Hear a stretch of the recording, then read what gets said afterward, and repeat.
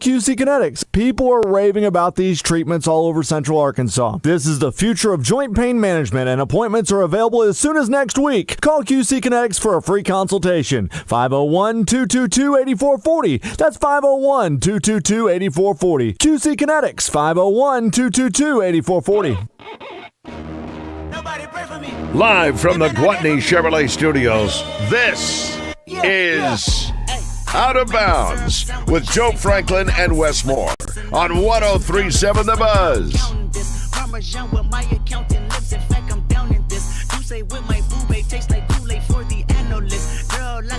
Travis is really, really important to us. He and his wife, they had a baby during the UAB week, and obviously he had spent time there at home and away from here. He did the best he could do, and I told him just take whatever time y'all need. But you could feel it when we played UAB defensively. You could feel his presence was not there the entire week. Coming back after that, we played pretty good defense the entire year, and we're just getting stronger and stronger. This is Travis's second year to run the defense in the SEC, and man, has he gotten better and better. I hired him because of the man. I hired him because of what a wonderful person he is. I knew he could recruit. I knew he could coach. The coaching part of it is just going through the roof right now. He's really doing a wonderful job along with his assistants. There you go. We've been singing the praises of Travis Williams all week. Coach Pittman continues that this morning or yesterday. He was on the Cole Cubic podcast and was asked about that defense. Joe, last night I had the opportunity to finally watch the second half for a second time, and Tennessee got them. Tennessee made some adjustments at the half. Arkansas had shown and played effectively that 3-2-6 defense, and it caught Tennessee off guard, and they weren't ready for it, and made some halftime adjustments, and they came out. They had a couple of running plays that busted through that little 3-2, and there wasn't anybody there for the tackle. Actually, one time the safety got caught and pinned inside, and he should have stayed outside. Had a big run off of that, but then Arkansas made a couple of adjustments. They readjusted and started playing a little bit more of the four-man front, and forced Tennessee to punt a couple of times. But man, what I just came away with after rewatching the game, that last drive, Arkansas had gotten down there close to the goal line, looked like they were going to score a touchdown, and then Singleton was in there, and things fell apart. You had high and hard snaps, and it was throwing the offense off and just bogged down and had to settle for a field goal. And Arkansas gets the ball back, and it was like 4 minutes left in the game, and I'm like, man, I didn't remember this drive being this long. I may have had something to drink or two that night, that's a late game. And sure enough, they go 3 and out, and they had to punt. And I was like, oh, wow. Tennessee should have done a better job of running this out. Tennessee took like a minute off the clock, had a couple of 3 and out, a couple of incomplete passes, hardly used any clock, gave the ball right back to Arkansas. Arkansas, hey, shout out to Bale, got a great bounce on his punt, and it kind of flipped the field a little bit, and then Tennessee's punt was shorter, had a decent return from Satania, so they got a big switch in field position from like their own 10 to like around the 35. But, man, they took advantage of that field position. They come out and run a little screen, wide receiver screen to Satania, and bam, he pops it, picks up about 15 yards on first down, and you just – got that momentum all of a sudden. You just felt that team felt it. Here we go. We're in position now. We got a chance. We got the ball down a point, and we're already past midfield. We're almost in field goal range. Handoff. Braylon Russell pops it. Gets on down inside the 25-yard line. And then they're really feeling it, and the crowd's going crazy. You're in field goal position. You got a chance here to take the lead. And next play, Braylon, bam, again, down inside around the 5-yard line. And that's when you look at the clock, minute 34 left. Tennessee's got 2 timeouts. I'm like, first down, kneel, timeout, minute 30, second down, you can kneel or run it. Timeout. There's probably about 125, 120 left. You run the clock, and then you run it again on third down, run the clock all the way down. And there would have been roughly 30 seconds left. If Arkansas doesn't score a touchdown, they kick a field goal. Tennessee's down 2, need a third. I think they could have played it the other way. I don't think they had to. Now, look, I'm not criticizing it. It's way past the fact, and everybody's pretty much agreed it was okay to lay down and give yourself a minute 30 to work with and try to score a touchdown to win the game. But looking back at it, I'm like, what if they'd have played defense and got 3 stops and gotten the ball back, and you're only down, a field goal wins it. You don't have to score a touchdown, and you got about 40 seconds to go. They didn't want to take the chance on exhausting the clock because they had just gotten gashed there. And a lot of credit goes to Arkansas's offense, but also teams that are used to playing fast like Tennessee, at times when it comes to bleeding the clock late in the game, they struggle with that because that's not what they usually do. That's not what they're used to doing. So teams that play fast like that, they have to implement that into practice at times in situational football. But if that's not what they're used to, they're always going to fall back on kind of, this is our routine, this is what we do. And they just didn't want to take that chance, and they probably are really confident in their offense that they can score quickly. And that was the route that they decided to take simply because Arkansas was gashing them, and you're worried about, okay, if we get gashed here another couple of times and the clock is going, because Arkansas is not going to call timeout. If they're just picking up yards, getting closer to that goal line, they're not going to call timeout. And then you're in a situation where they may score with 20 seconds on the clock as opposed to letting them score. And you have a minute 35 or whatever, and you have timeouts to work with. If you called those timeouts and you wasted them, in their mind it would be wasting them. If Arkansas is able to come away with a score, it's kind of a wash for them at that point. Yeah, they could. You're right. That I'm thinking worst case scenario where Arkansas gets stopped and has to kick a field goal. Maybe Tennessee stops them on first and second down, uses that timeout, and third down, Arkansas goes in and scores, and all of a sudden you don't have any timeouts left, and they've ended up scoring anyway, and there's less time on the clock than you had hoped. So sure it's all easy those to are running through. second guess things when it doesn't work out the way that you want it to work out, and that's what people are looking at with Tennessee to say that this was their strategy, let Arkansas score, but they weren't able in turn to go score themselves and win the game. It's easy to second guess that, but that was the way they chose to go about it, and it didn't work out. Well, they had plenty of time to go down and score, and Arkansas defense steps up and makes the plays. I tell you, one of the things that I noticed when rewatching, those holes for Braylon Russell on those last drives, and the offensive line did a great job. They and on the first big run, it was Blackstock taking his defensive end and just pushing him up the field, and that takes out that right side. The guard crashes down the center, and they all block down, and Braylon just bounces it out right where that defensive end would have been gone, and just put his head down and picked up, about 25 yards. And on the second big run, they got him inside the 10-yard line. Another nice hole, and that's a big man going through the secondary. It's hard to tackle him. And just kudos to the line, because we've criticized the heck out of them for the last couple of weeks. But when it counted, they did a really good job, and it was great to see Braylon Russell taking advantage of it and running as hard as he did. And one other player that just stuck out that we have not hardly mentioned at all this week, but Andrew Armstrong was phenomenal. Oh, we mention him every week, though. I mean, it's almost like it's taken for granted because you're used to him doing that week in and week out. And so if he's not mentioned at some point, it's like, well, that's Andrew Armstrong. That's what he does. That's what we expect. The play where Talon got hurt overshadowed just a crazy catch, great play right along the sideline. And it was a great throw by Talon.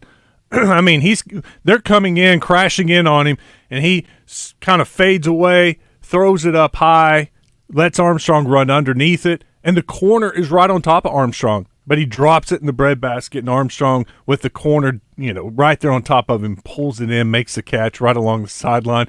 Huge play, and the place is about to go nuts, except you see Talon Green laying on the ground, writhing pain, and you see how he got hit, goes down low. Knees look really weird. Leg's not supposed to bend that way, right?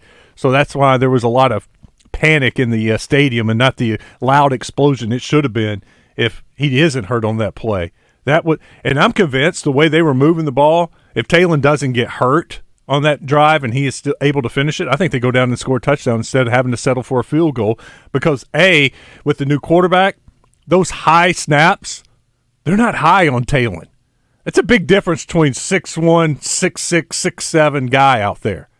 The high snap for Malachi is a normal snap for Talon Green. He handles it, and he's been handling it all game long.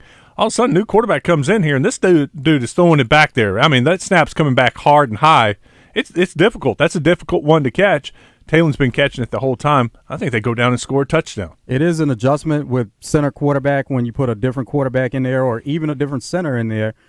But the snap exchange has been a bit of an issue this year where we've seen the snap off. And Coach Pittman has talked about how the snap is off, where it's been either left or right, sometimes high and sometimes low. So it's been off, but with a different quarterback in there, it's going to be an adjustment always.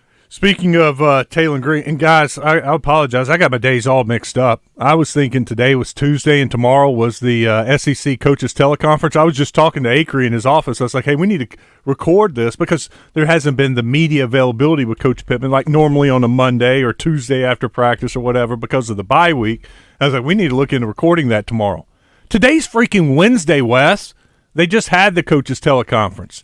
This is from Twitter. A guy that's listening to the show sent it to us. Mason Choate tweeted it out.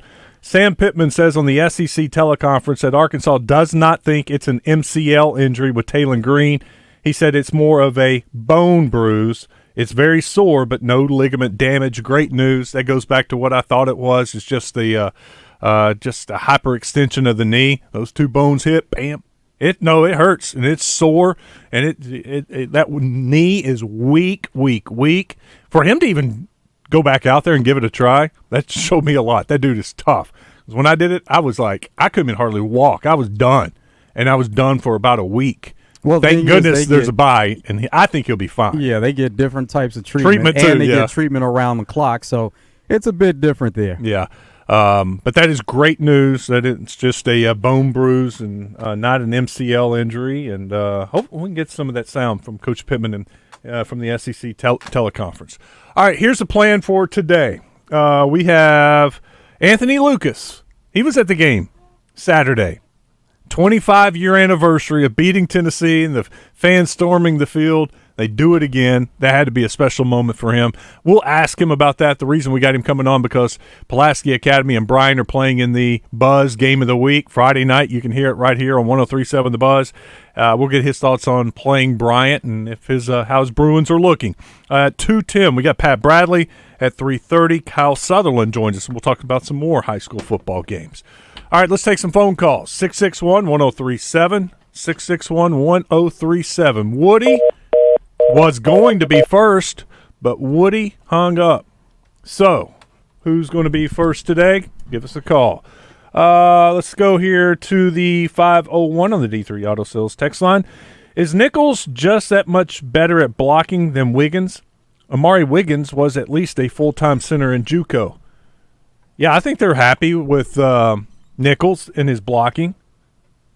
Don't see a whole lot of bust from him. And I think the snaps is something that I know that they're working on. And it wasn't a problem until I don't think it was much of a problem against Tennessee until Malachi came in. Brandon Braxton has a bone bruise. He's been out at least 3 weeks. Now, did Coach say that? Because I've heard Coach say that he was dealing with tendonitis earlier. It was about 3 weeks ago.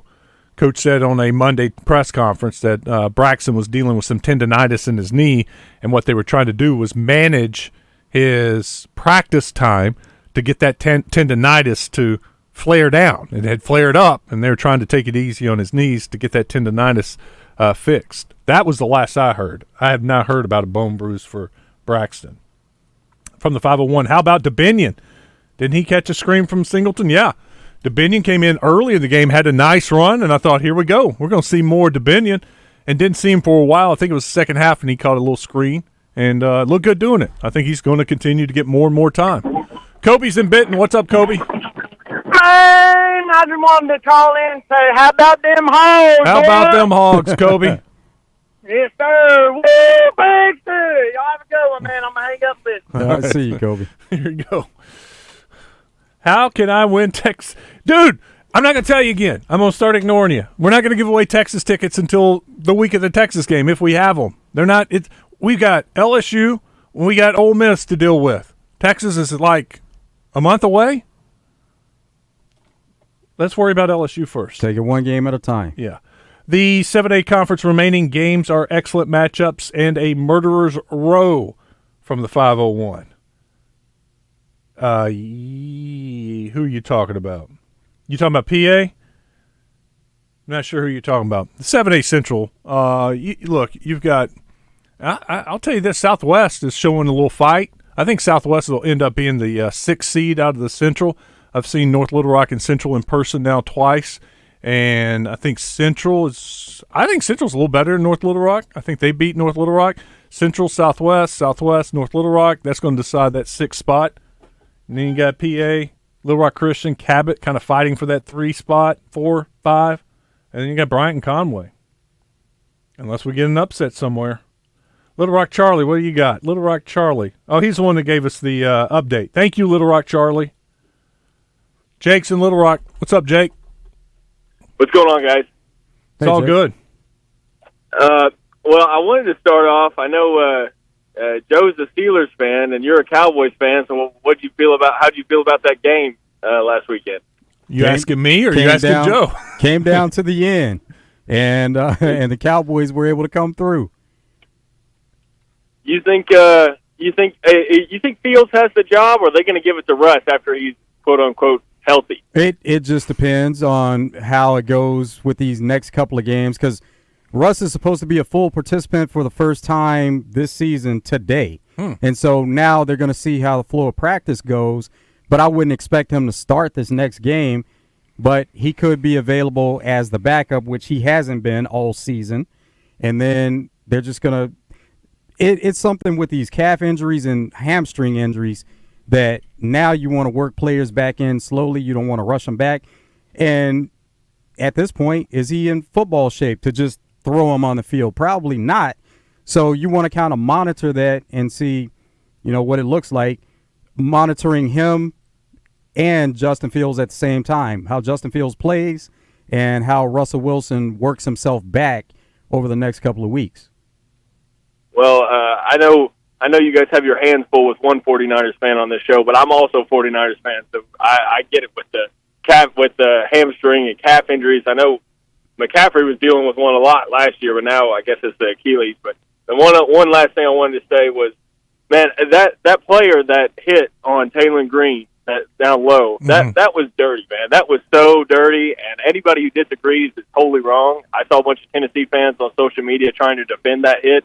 And I think that's totally unacceptable in this game. I think they're all athletes out there, and I think to even attempt that hit when he was obviously letting go of that ball, and you're going to dive down low like that was completely dirty. But thanks for having me on, guys. You bet, Jake. Thanks for the call. I was disappointed in the Cowboys' lack of execution down in the red zone. Just some bad throws from Dak, bad decisions that led to interceptions. Best communication between him and CD. CD, throw it high. Jump ball, 4, jump ball. And I agree. I mean, I don't know where Dak was trying to throw. I found this on the web. I wasn't talking to you, Siri. I don't know why Siri wanted to start talking to me about a jump ball. But that made it a close game, and it shouldn't have been a close game. Dallas had been able to drive up and down the field, throughout pretty much the entire game. It wasn't until late third quarter, fourth quarter, they had those 2 long, an 18-play and a 17-play drive that produced the 2 touchdowns. But I watched a video of the Cowboys from the sideline yesterday that the DallasCowboys.com puts out, and after the first drive, that was 18 plays. They came back to the bench, and they're like, 18 plays? Are you kidding me? These guys can't stop us. We're stopping ourselves. No more of that. We're going back out there, and we're going to score another touchdown. We're getting out of here. So that 18-play drive, that first touchdown in the fourth quarter, kind of what sparked them to the second touchdown later in the game. Came down to 4th and goal, too, though. Came down to the last play. Shouldn't have. So one team is making a play, other team doesn't make a play. Freaking Lepke. Give it to my boy Lipke. Let him score from there from the 1 yard line. Or follow his block, Rico, instead of Now if that happens though, there's more time on the clock. It's just like the Tennessee-Arkansas scenario. More time on the clock, and Steelers have a timeout. So if he scores then, that gives them more of a chance to go score. Yeah, weren't scoring. Sorry. You got to make a change of quarterback. A score is a field goal, Wes. Yeah, we weren't going to do that. You weren't going to do it. I don't like a quarterback at all. I think the offense is close to being really bad. They were in position with the way it played out to get there to kick a field goal. Who are the Raiders playing this week? Raiders. The Steelers are playing the Raiders. Yeah. Yeah, if y'all can't get up on a lead, beating the Raiders, you got to make a change. You got to put him in. That's what they're working towards. But here, you want to put everything on a quarterback, which quarterbacks and coaches, they get all the praise and all the blame. Receiving issues there, running back issues. You do have running back issues. You couldn't run on the Cowboys. That's not a good sign. Well, I told you what it was, though. You got one running back. Yeah. One running back. But when your backup came in, dude threw a nice pass over the middle to a receiver right on time. But you can't be one-dimensional either. You can't just go in and throw the ball all the time. You have to be able to establish a run. Now, if they wanted to do that goes back to why Justin Fields was involved in the run game, because you can't just go in and say, we're going to throw the ball every time there. Doug is in North Little Rock. What's up, Doug? Hey, guys, I had a question really about the matchup with LSU to get you off your little Pittsburgh-Dallas thing here. How do we match up against them? What's their strengths and weaknesses? I know they lost early in the season, I guess, from Notre Dame. But did they got a really strong defense, or what's their offense? USC, running game, passing, or what's Let me hit on that real quick, Doug. How do we match up against them? Yeah. LSU's bad against the run defense, or their run defense is bad. One of the worst in the SEC. That my eyes lit up when I saw that. I was looking at this college football stats earlier, and they're next to last in the SEC in run defense. So I think Arkansas is going to make it a priority to run the ball against LSU, and that'll open up the passing game. Of course, LSU lost their stud linebacker early, 2-3 games ago, so they should be used to playing without him. They have been able to throw the ball well this year. They've got a couple of good wide receivers. They will test Arkansas's secondary, but you know what? I've liked what I've seen out of Arkansas's secondary. I think it's a great matchup. LSU's wide receivers against Arkansas's DBs. I like it, and then Arkansas running the ball. I love it. So I think it's a really good matchup for Arkansas. At this point, kind of the way the season is gone, and we see what Arkansas is capable of, so it's more about them and what they're able to do. But they can match up against any team that's on the schedule. It's just a matter of them coming through and with a game plan and playing it out the way that they see it happening and not making those mistakes, not turning the ball over. They can match up against anyone. Where's the bell? I was going to ring the bell for you. That's exactly right. Maybe they finally took the bells out of here. Morning show was using them so much they threw them away. All right, we got to take a break. When we come back, Anthony Lucas is going to join us. We'll talk a little bit about that Tennessee victory with him and some high school football. We're just getting started. It's going to be a fun day. Hang out with us for a while. It's Out of Bounds.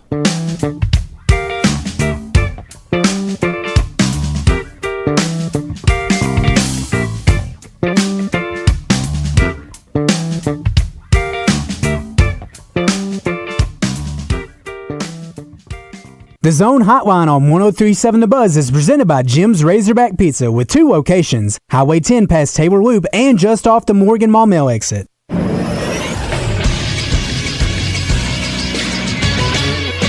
This is Sports Center. Yesterday in the Major League Baseball playoffs, the Mets took a 2-1 lead in the NLDS against the Phillies by beating them 7-2. Mets starting pitcher Sean Manaea had an outstanding start, going 7 innings with just 1 run allowed. Former Razorback pitcher Ryan Stanek pitched the final inning and a third for New York. Game 4 will be at 4:08 on FS1 today. The Padres took a 2-1 lead in the other NLDS, beating the Dodgers 6-5. San Diego scored all 6 runs in the second inning. Fernando Tatis Jr. hit another home run, giving him 3 so far in the series. Game 4 will be tonight at 8:08 on FS1. The ALDS are tied at 1-1, and Game 3 of both series are today as well. The Tigers host the Guardians at 2:08 on TBS, TrueTV, or Max. Then the Royals will host the Yankees at 6:08. That'll also be on TBS, TrueTV, or Max. I'm Christian Weaver with the Buzz Radio Network.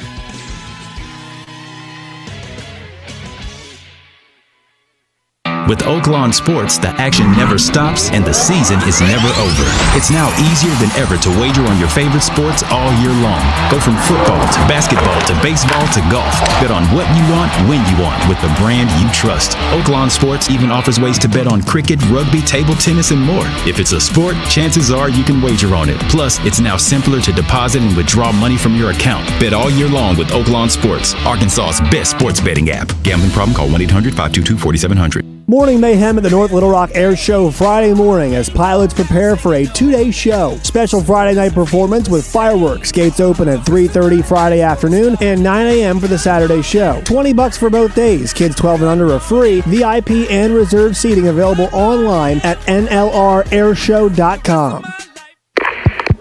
Hey there, you in aisle 2. I see you by the fiber and laxatives. You still using those to manage your constipation with belly pain? If your symptoms keep coming back, you may have irritable bowel syndrome with constipation, or IBS-C. So you may need more than over-the-counter treatments to manage it. Ask your doctor about how Linzess can help you get ahead of it.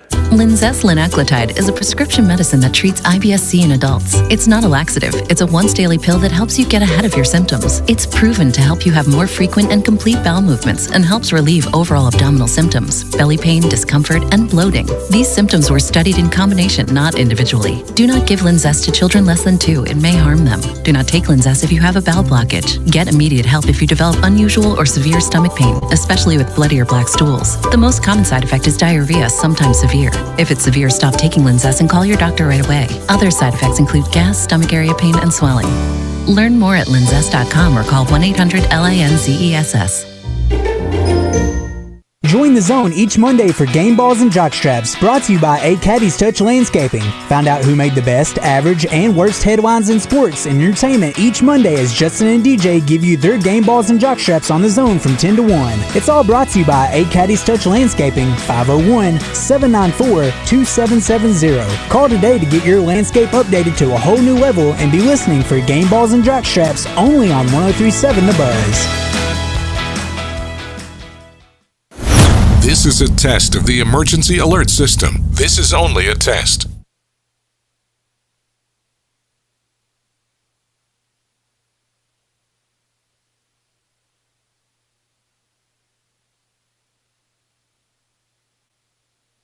UAMS Health, Orthopedics, and Sports Medicine is taking golf to the next level. As the official orthopedics and sports medicine provider for Razorback Athletics, UAMS Health covers all 19 Razorback sports programs, including golf, and is the official medical partner of the Simmons Bank Championship presented by Stevens. They're also proud to sponsor professional golfers Ken Duke and Glenn Day. Have a golf injury? Call Ortho at 501-686-TOSH to schedule your appointment today. That's 501-686-8674.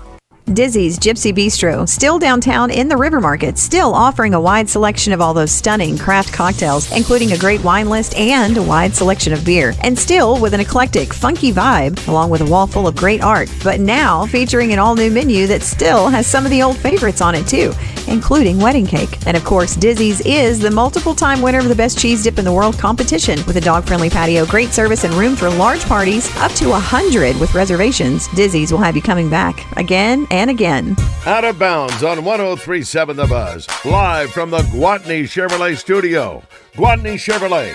Driving, trust every mile. It's yours. Whose world is this? The world is yours. The world is yours. It's mine, it's mine, it's mine. Whose world is this? It's yours. Friday night, right here on The Buzz. Game of the week, Pulaski Academy and Bryant. Just saw the latest high school football rankings, and Pulaski Academy was number 6, Bryant number 1. So it's a matchup of two of the top 10 teams in the state. It's the only top 10 matchup in the state in the overall rankings. I think it's easy to say it's the game of the week. Anthony Lucas joins us now on Out of Bounds. Coach, what's going on? Hey, guys, how y'all doing, man? I'm doing well. I can't complain. If I was a dog, my tail would be wagging. Well, I bet you got a smile on your face right now. Oh, hey, that's the only way I know how to be.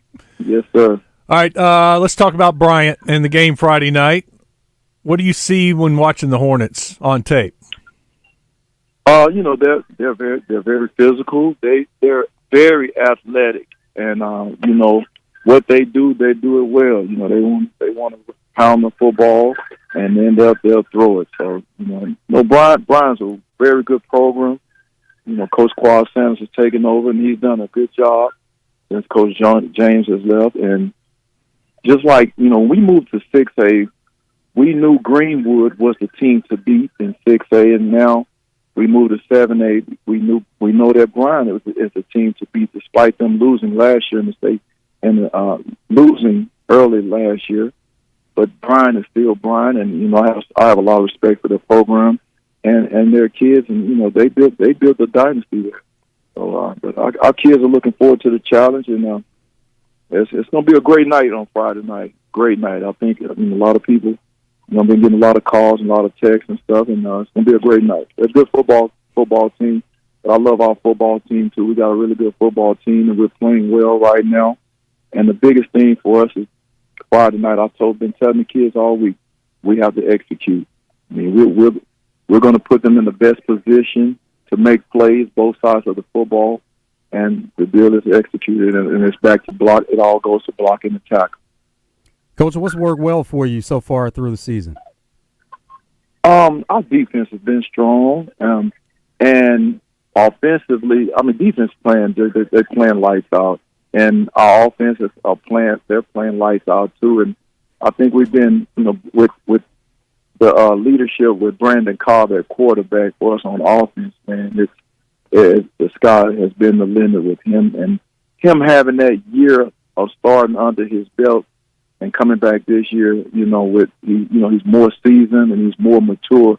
Man, he's doing an outstanding job. So, and it's not just about Brandon, but when I say that, it's just our offense and defense as a whole. Everybody's doing their job. And, you know, we're going into game 6, and we've got 7. I think we had 7 onside kicks, which are game-changing plays. So we're really excited about that. And then last week we had 2 defensive touchdowns, and we had a punt block. That's something that rarely happens at PA, because when people punt, we normally run off the field. But I figured we could block one, and we got it done, and it went for a touchdown. And then we had a tip deflected pass for a touchdown, and you know, Ronan Rutherford, he was on the receiving end of both of those. So, yeah, Coach, so, you know, it's just making plays where, you know, where you're not making them, where you don't expect them to happen. So I'm proud of our kids on the way they're playing. We're talking with Anthony Lucas, head coach of Pulaski Academy. Coach, I've been impressed with the receivers, and you have multiple receivers. I know when Culpepper went down, there was like, who's going to step up? And it hasn't been just one guy. It's been like 4 or 5 guys that are making catches for you guys. Yes, sir. Man, they are playing pretty good here. I challenged them at the first of the year. You know, I have 7 to 8 guys that could come in and make plays and help us, and they actually challenge each other is what I love about them. You know, because they all want to be successful and help our football team. So I'm proud of the way they're playing. Proud of Mason Greathouse for stepping up, losing a guy like Walden Culpepper, who's coming into the preseason, was, you know, is our top receiver, and we knew that, but everybody, you know, one man go down, this next man up, and that's been the tale of the story since I've been at Pulaski Academy, and you know, that's something that we'll never change. So as next man up, and like I said again, they're playing pretty good right now. We did our real test, though, it's going to be on Friday night. Yeah, so we're going to see what's going to happen this Friday. I hope they can continue to play hard like they've been playing, and even play better. So. You mentioned the transition to 6A at one time and now transition to 7A. Did it make it smoother because you had been through it before? Say it again now. So you mentioned before about transitioning to 6A, and now you've transitioned to 7A. Did it make it smoother this time around because you've been there before and you kind of knew what to expect?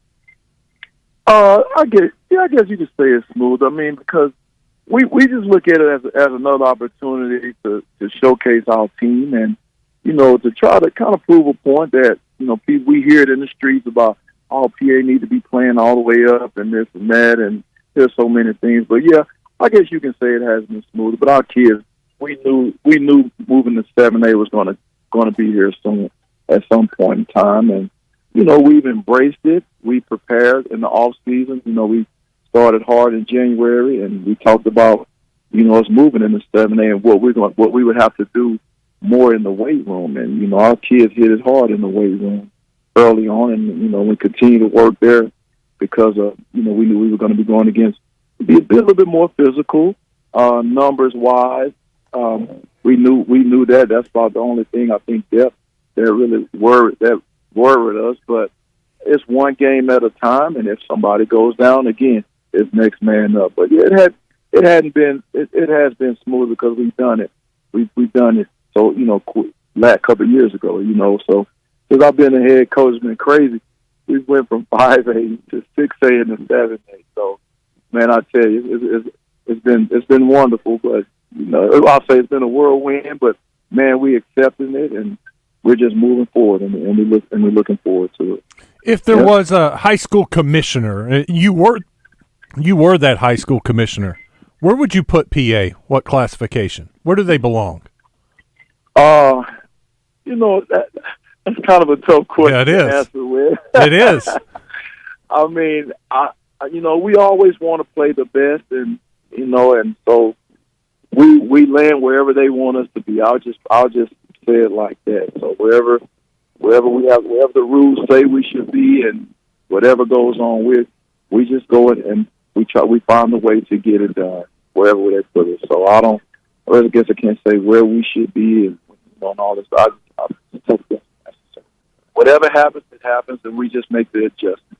So I've been impressed with the sophomore you got, Javion Walker. Darrell Walker's grandson, by the way. He had a big play against North Little Rock, had over 100 yards receiving last week against Central. I think he gives you kind of that speed factor and explosiveness to that offense. Yes, Javion he's a worker. Kid cares. I mean, he takes every run. He does score on every run, but he's pushing about 20, 40 yards down the field after every run. He's really worked on catching the football out of the backfield, and then when we split him out wide, he had an outstanding summer. Even when we did 7-on-7 of catching the football, he loves the game. He loves the game. He doesn't ask for much. He doesn't complain. He just plays. And Coach Jones, who's our defensive back coach now, and he helps with our running back, has challenged him, and have gave him has motivated him seriously, told him what he's capable of doing and what he can and how good he can be. And Javion has just worked on it, and he's proven himself. He's very passionate. How good? I love the way that kid just carries himself because, again, he's just a kid who's just loving it and just going out and playing extremely hard. Kids don't complain about anything. He just goes to work. Yes. How good could he be? Could he be an SEC running back? Oh, yes, no doubt. I think he's going to grow some more. His dad is pretty tall, and Javion is going to grow a little bit more. He's physical. Everybody like those backs. He got some big old legs and thighs, has that big butt, and he's getting stronger. He's been working really hard in the weight room too. So, but yeah, he's very athletic. Everybody says he gets it from his grandparents, Darryl and Lisa, but I think he gets that speed and that running from Lisa, though. Yes, no doubt. Darryl will kill me if you hear me saying that, but yeah, he's very athletic. But yeah, just a good kid. Though we love coaching him, love having him around. So doing good for us. Coach, also Chase Hancock, got a lot of speed there. What are your thoughts on Chase? Chase is young and a very, very athletic kid. He's in the ninth grade now. He hadn't moved up But he's going to be special. He's going to be a special kid. You know, he started training with J.J. Metters, who I played with at Arkansas a long time ago. And, you know, he's just a good kid. He works hard. That kid is so talented. Boy, he has potential to be really, really good. And, you know, we're looking forward to whenever he gets the opportunity to move up and, you know, with him in the years to come. So he's athletic, y'all. He's very athletic. Hey, Coach, tell me about Saturday. What was that like being at the Arkansas-Tennessee game? Man, I tell you, man, it was a surreal moment. You know, as a fan and being at a game like that, you know, having to play in a game like that 25 years ago, and you know, being on the end of the winning catch, man, it's a little different as a fan. You actually got to watch and see everything, see it develop. The only thing I didn't do, and my wife wouldn't let me do it, I wanted to run down on the field. She said, "Nope, we're not going down there." I said, "All right, babe, no problem." So, but man, I was just so proud of our team, and you know, and Coach Pittman and the staff too, because you know, losing to Oklahoma State the way we lost to, and then losing to Texas A&M the way we lost, and that's pretty tough. But for him and the staff to keep getting those kids to come out and play extremely hard. Now, we didn't have the best game offensively. We didn't have the best game defensively, but we had a really good game on defense. And just to get those kids to continue to buy in and week out after losing those close games, it just speaks volumes. Speaks volumes of the direction that we're going in, and hopefully we can continue to build off of that. And just probably, man, I ain't gonna lie, it was a great atmosphere.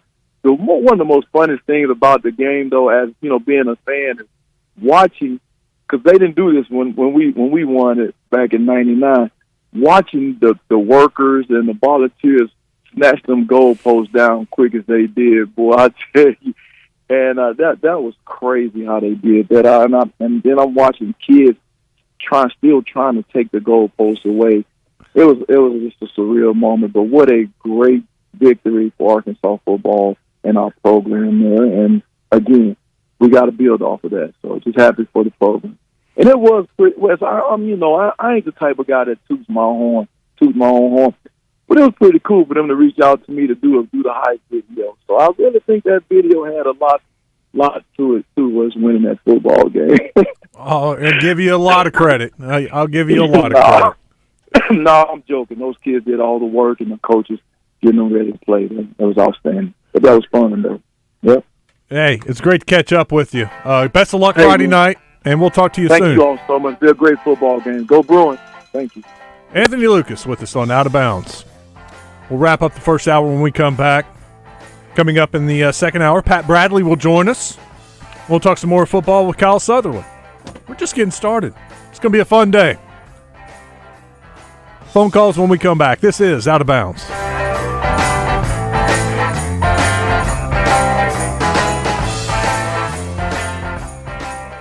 First Security Bank presents coverage of the 2024 SEC Basketball Media Days October 15th and 16th. Josh Neighbors will bring you live reports throughout the event with up-to-the-minute news and information on all things SEC basketball. Presented by First Security Bank. Whatever better means to you, you're going to find more of at First Security Bank. Bank better.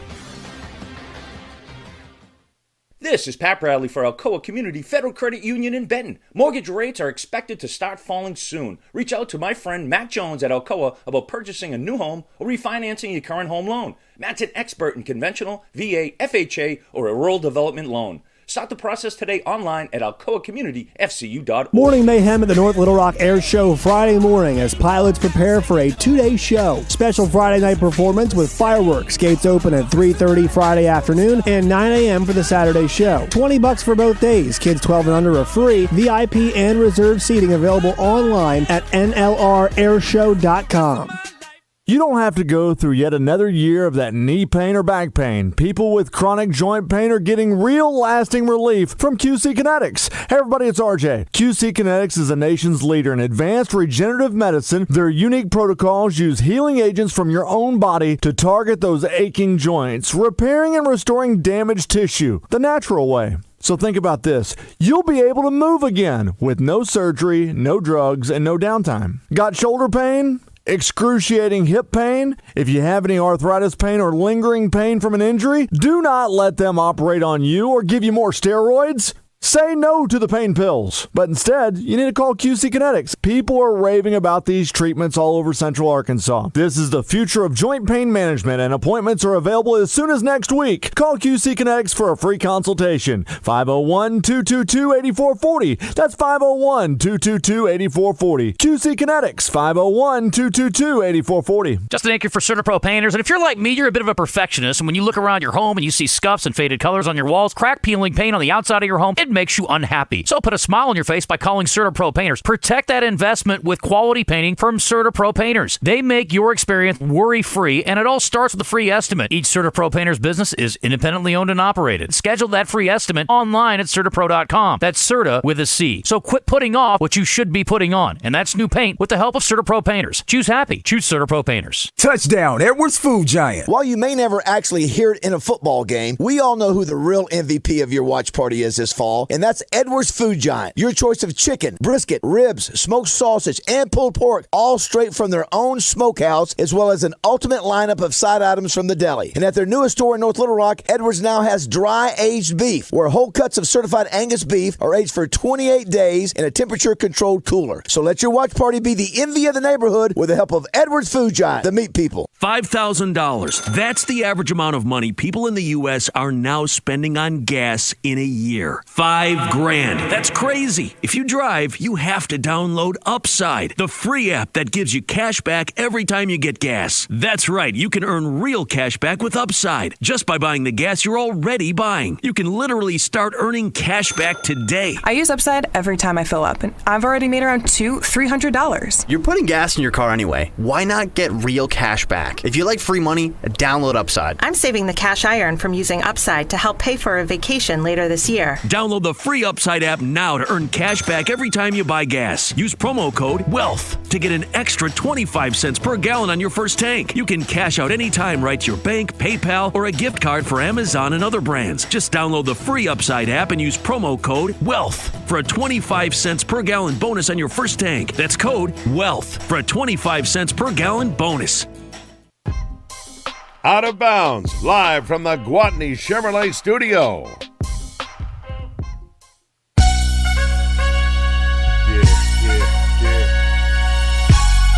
We all mine. All right, let's wrap this first hour up. D3 Auto Sales text line. Jason in Houston writes in. His issue with Pittman, he talks with losing in mind. On the Razorback Report, he says, get to the fourth quarter and they have to beat us. Seems soft or passive. I would like to hear him say, then we go win it, or then we have a shot to go get the win. He needs to change his mindset or his narrative.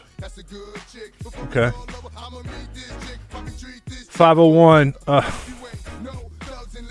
This is a guy that wants the tickets for the Texas game. He writes back, says, well, how can I win tickets to the LSU game then, smartass? Well, first I would start by not calling me a smartass. I think that's probably not a very smart idea. Do we think Arkansas breaks into the top 25 with the win against LSU? And where do you think they would land? Depends on what else happens. But they would be in a good position for sure. Mm-hmm. LSU's moved on up in the rankings. They're top 15, right? I didn't even really pay attention to the AP rankings. I've gotten to where I don't even pay attention to the rankings until the college football playoff rankings come out around Halloween. I think LSU's probably a top 15-ish team. And Arkansas gets back-to-back wins over ranked teams, move to 5-2. Yeah, they'll be ranked. They'll be, and then as far as what Joe said, it depends. Like if a bunch of teams 15 to 25 lost, then you'd jump into the rankings a lot deeper. But if they don't, I think Arkansas just moves in around 20 to 25. But, yeah, you can sometimes have a crazy weekend and a bunch of teams lose, and you see some big-time movement. So we just saw that happen this weekend with teams at the top that were losing, and that's why the wonder was, why isn't Arkansas ranked now, knocking off one of those teams? Not quite there. What is there, probably 1-2 loss team in the rankings? Maybe 2? Michigan's got 2 losses. I think Michigan may be the only one. I think they are the only one. Wes, did you notice how great our offensive line was the last drive with Smith at left tackle and Bass at left guard? Yeah, Dallas had to make that change with Guyton when he got hurt early in the game, and the replacement struggled a little bit. And then at some point I remember them saying, hey, they've moved it over and moved Smith, who was drafted out of school. He was a left tackle, but they moved him into left guard because they had Tyron Smith there. And just kept him there after drafting Guyton. There were some Cowboys fans that they were saying, good, he's out. He wasn't blocking anybody anyway. Guyton's had some struggles, some rookie struggles, that's for sure. From the 501, sorry, Wes, you are correct. I was talking about the 7A conference. It is going to be a gauntlet. Yeah, it's going to be very tough. JW says, do you think Coach Kelly and Sheridan with him with the onside kicking the ball when your defense isn't doing well and your offense so that puts your team behind the 8 ball consistently and they won't be able to catch up because they don't have the Jimmies and Joes like at PA yet? Well, he has a philosophy and he sticks to it. Yeah. He's not going to change, so it's about the team adapting and adjusting to that style of play, and they'll get it. It'll happen for them. I think what they're trying to do is steal some possessions. And if you can steal a couple of possessions, even against a team that's better than you, it gives you a better shot. I do know, though, once he went to Presbyterian, his defense was so bad that he quit doing the onside kick as much, and he started punting a little bit more because the defense was atrocious. Couldn't stop anybody. So they were trying to at least make the other team drive the length of the field and give his defense somewhat of a shot. It's a style of play that's unusual, and so if you're implementing that into a team, it takes time for them to get it. But then once they do get it, now you're at the advantage because that's a hard style to prepare for. Alex in Perryville wants to know, how can I win tickets to a bowl game? That's good, Alex. Very good. There are, at a minimum, 2 lost teams in the top 25 this week. We're already sitting at number 30, so we should move up a couple of spots. Beating LSU would probably move us well within the top 25. Yeah. Second straight week beating the top 25 team. Or it wouldn't be the second straight week. It'd be the second straight game for Arkansas. I agree. How are we not in the top 25 right now? Beat the number 4 team. We're 2-1 in the SEC, losing to the current number 15 team by 4 by beating ourselves. Oklahoma State loss hurts. That's probably what's holding Arkansas back right now from being in the top 25 because of Oklahoma State's struggles. It's not a good loss right now. At the time, Oklahoma State was ranked. You're like, they're a good team. Turns out they're not that good, and Arkansas blew it. All right, we're all caught up. Good stuff. When we come back, we'll hear from PB. We got the Razor Hog update brought to you by Bradford Marine and ATV. And we're going to talk high school football with Kyle Sutherland at 3:30. Stick around. Hour number 2's next. If you don't already have the Bet Saracen Sports Wager app, download it today from the app stores or go to BetSaracen.com. Bet Saracen is Arkansas's favorite sports betting app. The circle of life includes death. For wills, trusts, and probate matters, there's no one better to protect your pride than our pride of Legal Lions. Exceptional communication and exceptional results in both the negotiating room and the courtroom. Lion Legal, the legal pride of Arkansas. Call 227-ROAR and Lion Legal will come roaring to the rescue. Pickup truck, sports car, motorcycle, minivan, townhouse, 2-story, farmhouse, fixer-upper. What you drive and where you live is different for everyone, so it's important to have insurance that fits your needs and is just right for you. At Shelter Insurance, we understand that, which is why our agents help you design a comprehensive auto, home, and life insurance plan. Insurance that fits just right.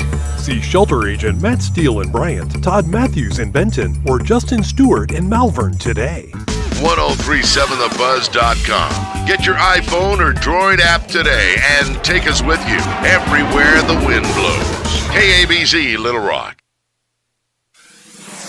Buzz News with KARK's Claire Kreitz. People in Florida are preparing for Hurricane Milton, and there are concerns it could be catastrophic for the state. Since Helene hit, Arkansans have pitched in to help those in need. That includes an EMS team out of Hot Springs. First responders from LifeNet arrived in Florida after Helene made landfall. They've been responding to 911 calls and transporting patients between hospitals. Now with Milton threatening the area, LifeNet is sending even more assistance, including a full crew and a flight paramedic. Those crews will be there for 2 weeks. Replacement crews may be sent if they're needed for longer. Students at Harding University are mourning the loss of a senior Bible major. Avery Martin from Tulsa died in a car wreck Sunday while driving through Colorado. 3 other students, all from different states, were also hurt in the crash. A candlelight service for Martin is scheduled tomorrow night at 8. This is Claire Kreitz for the Buzz Radio Network.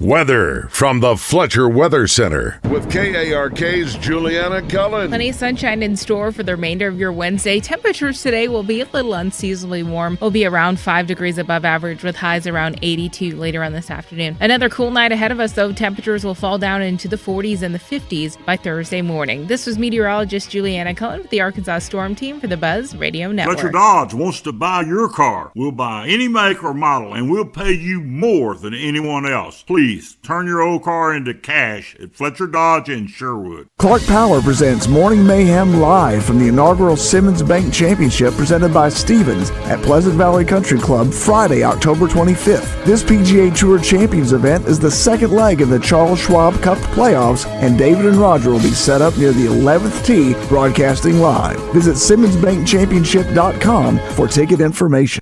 Saracen Casino is Arkansas's closest place to play, and this month, you could win Toyota's all-new First Edition Land Cruiser from Trotter Toyota.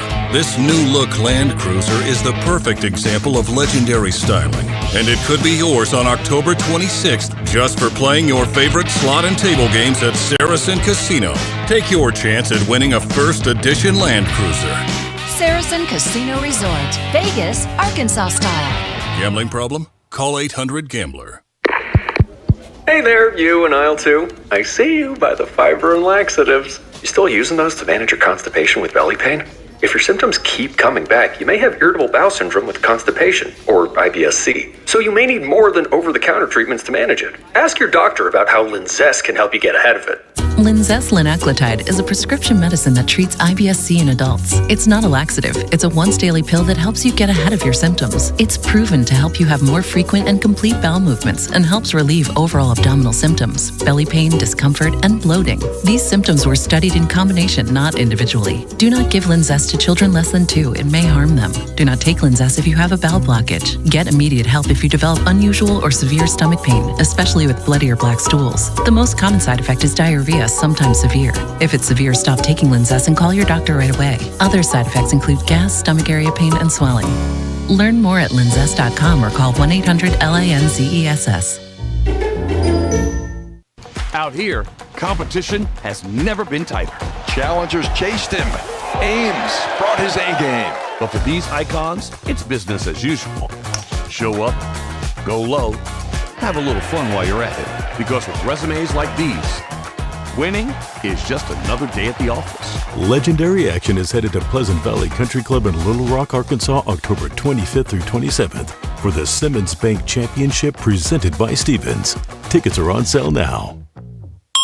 And ESPN Radio Extra Point with Freddie Coleman. They're looking for 31-year-old Aaron Rodgers. They have 40-year-old Aaron Rodgers. They have given him the keys to the kingdom to say, we're going to let you dictate exactly how this is going to go. More often than not, you should never, ever allow a player to have that kind of power over a head coach and a general manager. The minute they brought him into that building, Robert Saleh and Joe Duggs had to know their gooses were cooked. They had to have known that because the ownership told everybody, this is the savior. Never mind the fact the guy has stunk in playoff appearances since he's won the Super Bowl. You're talking about a quarterback who's 40 years of age, about to be 41, coming off a torn Achilles injury. And even with all of that, you said he is still the same guy that we believe from 10 years ago. You have an old, broken down quarterback right now. The team has to be built around him. That's the guy they gave power. And the Jets get what they deserve by allowing themselves to believe in fairy tales known as Aaron Rodgers at 30, not the current quarterback they have. That's going to be 41. Prescriptions require an online consultation with a healthcare provider who will determine if appropriate. Restrictions apply. See website for details and important safety information. Subscription required. Price varies based on product and subscription plan. Hi, I'm Dr. Peter Stahl, board-certified urologist and senior vice president of men's sexual health at HIMSS. In my 12 years of practice as a reproductive urologist, I've helped many guys with ED. and it has never been more convenient to treat than it is right now, thanks to Hims. It really wasn't easy before. You had to take time out of your day, come to a physical office, and see a specialist like me in person. Now, through Hims.com, you can get world-class sexual health care and a full range of treatment options for ED through a 100% online process. It starts with a free assessment from a medical provider licensed in your state who can determine if ED treatment is right for you. If prescribed, your medication is shipped to you for free. So don't wait. Join the hundreds of thousands of guys who've gotten help for their ED through Hims. To start your free online visit and find ED treatment at up to 95% off brand name prices, go to hims.com/joy. That's hims.com/joy for your free online visit. Live from the Gwatney Chevrolet studio, this is Out of Bounds with Wess Moore and Joe Franklin on 103.7 The Buzz. Say with my boo babe tastes like Kool-Aid for the analyst. Girl, I can buy your Westy world with my base stuff. I know that it's good. Won't you sit it on my taste buds? I get way too petty once you let me do the extras. Pull up on your block and break it down. We playing Tetris. It's now time for your Razor Hog update, presented by Bradford Marine and ATV, your Can-Am super headquarters. Bradford Marine and ATV with many statewide locations. Visit BradfordMarine.com, selling fun since 1971.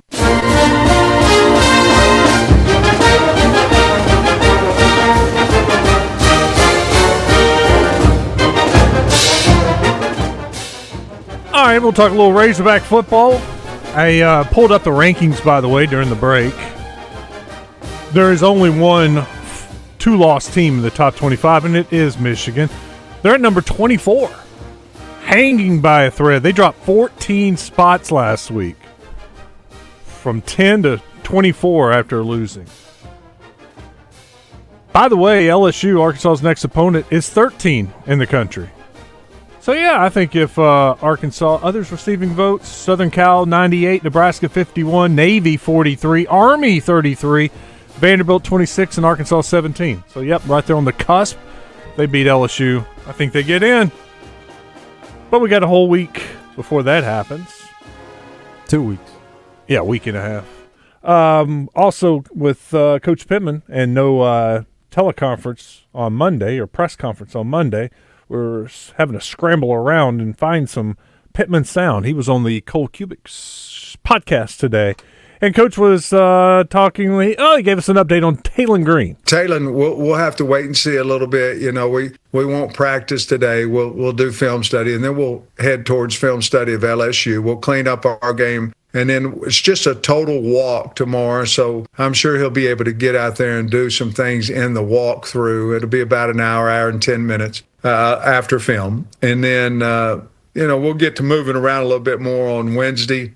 So we'll see how he is there to see how he can continue to go there. I feel like he'll be able to, but I don't know that for sure. Sounds like this was recorded on Monday. That's why he said they weren't doing much today, and then tomorrow do a little bit more, and then Wednesday we'll get out there. So probably about 48 hours old.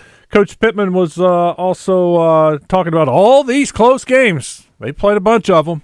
Finally won one. Yeah, this is really just a close-knit group of guys. And again, it goes through the kids, their maturity, but also goes through their coaches. They've done a nice job of making sure that it's a team first. It's a we, not me type situation out there. And our guys are playing extremely hard.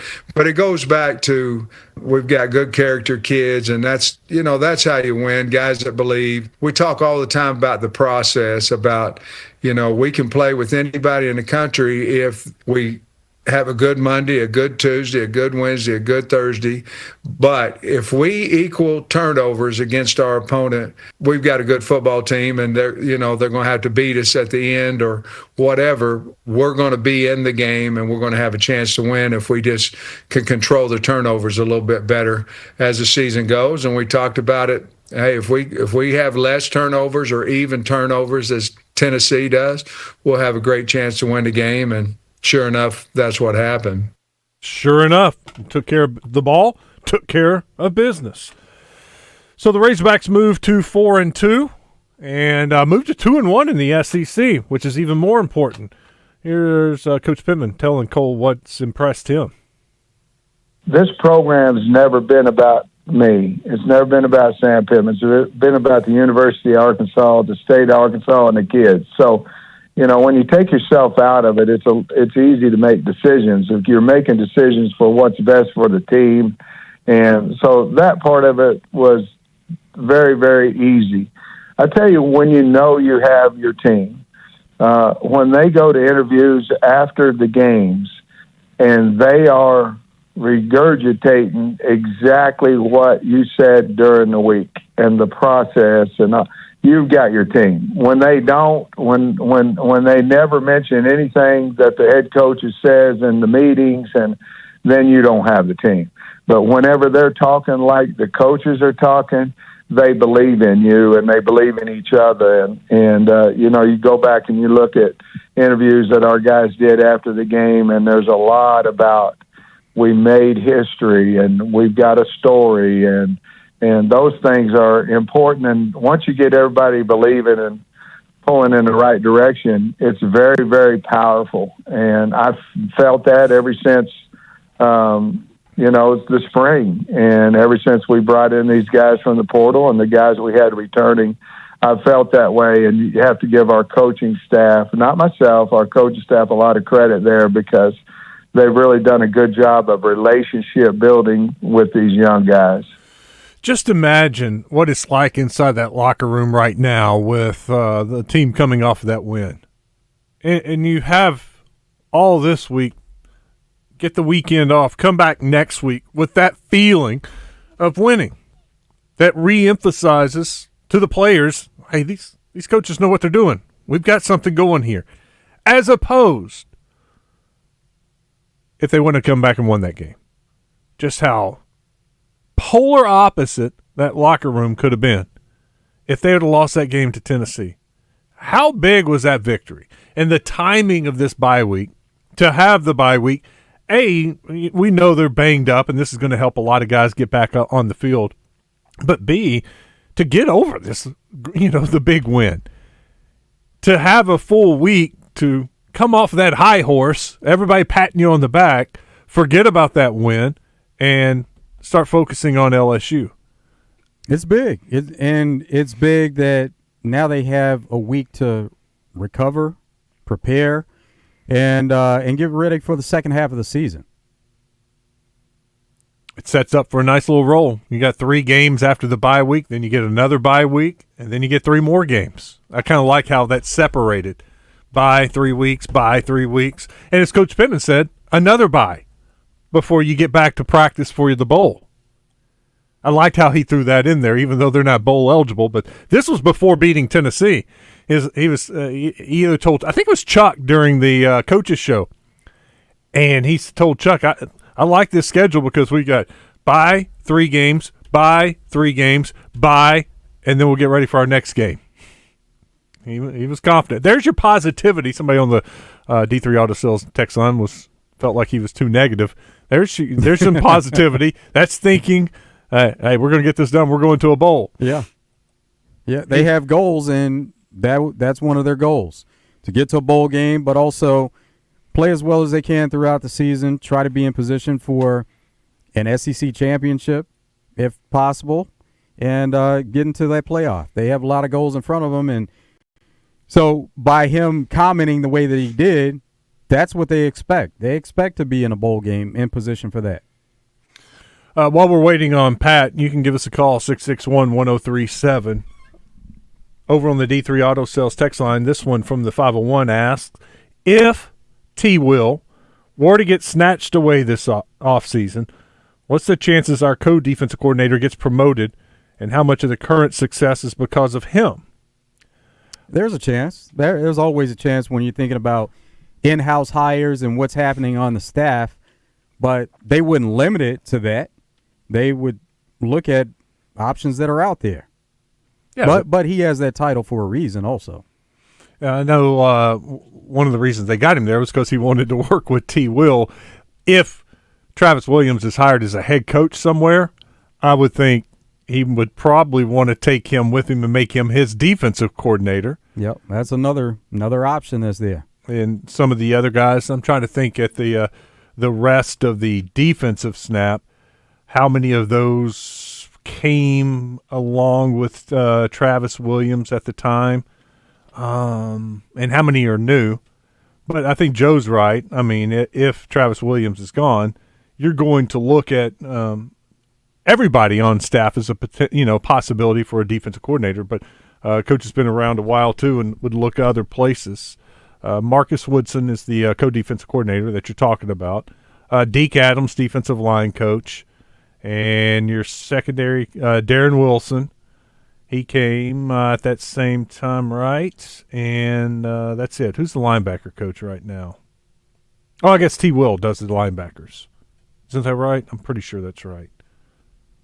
So that's it as far as the defensive coaches. But it would be possible, Marcus Woods. But as far as who's getting credit, I think it's a team. First of all, just like the football team, those coaches all deserve credit. But from what we were told by Brandon Marcello yesterday, this was something that Coach T. Will saw on film that Tennessee had issues with from several years ago. It was something that worked when Georgia did it and wanted to try it here. Now, he has to get not only the whole team, to buy him, he's got to get his secondary coach. He's got to get his defensive line coach. They've all got to buy in on this idea and to coach it to their individual position groups. And so it's good, everybody good gets that credit. it worked too. And then they had to do some in-game adjusting, which they're going to have to do every game. I didn't say this yesterday, but it made me I thought about it. That's another prime example of Coach Pittman letting his assistants coach. Because, Travis Williams comes to him, hey, I've got this idea. What do you think? Do you want it? Can I do it? He's like, yeah, do it. Let's do it. If you had a head coach that was the kind of the dictator of the group, he would be like, no, we're going to keep doing what we're doing. We got a nice defense. He was open to it, the idea, accepting of the idea. And that just, when another coach sees that and says, hey, he's willing to listen and look at our ideas, I got another idea. How about we try this? So I just think that was a great move by a guy that's the top of the food chain, listening to those that work underneath him and taking their ideas. And not because we've all worked for those people. No, that's not what we do. You just keep doing what you do. And it has a lot to do with positioning also. Sam Pittman being an offensive line coach, and he's been in that position before, he understands that you have certain ideas, and you're going to take those into account. And especially when he was on the offensive side of the ball, and then this is a defensive guy that's coming to him, you listen to those. You listen to those ideas. Let's bring in Pat Bradley. He joins us now.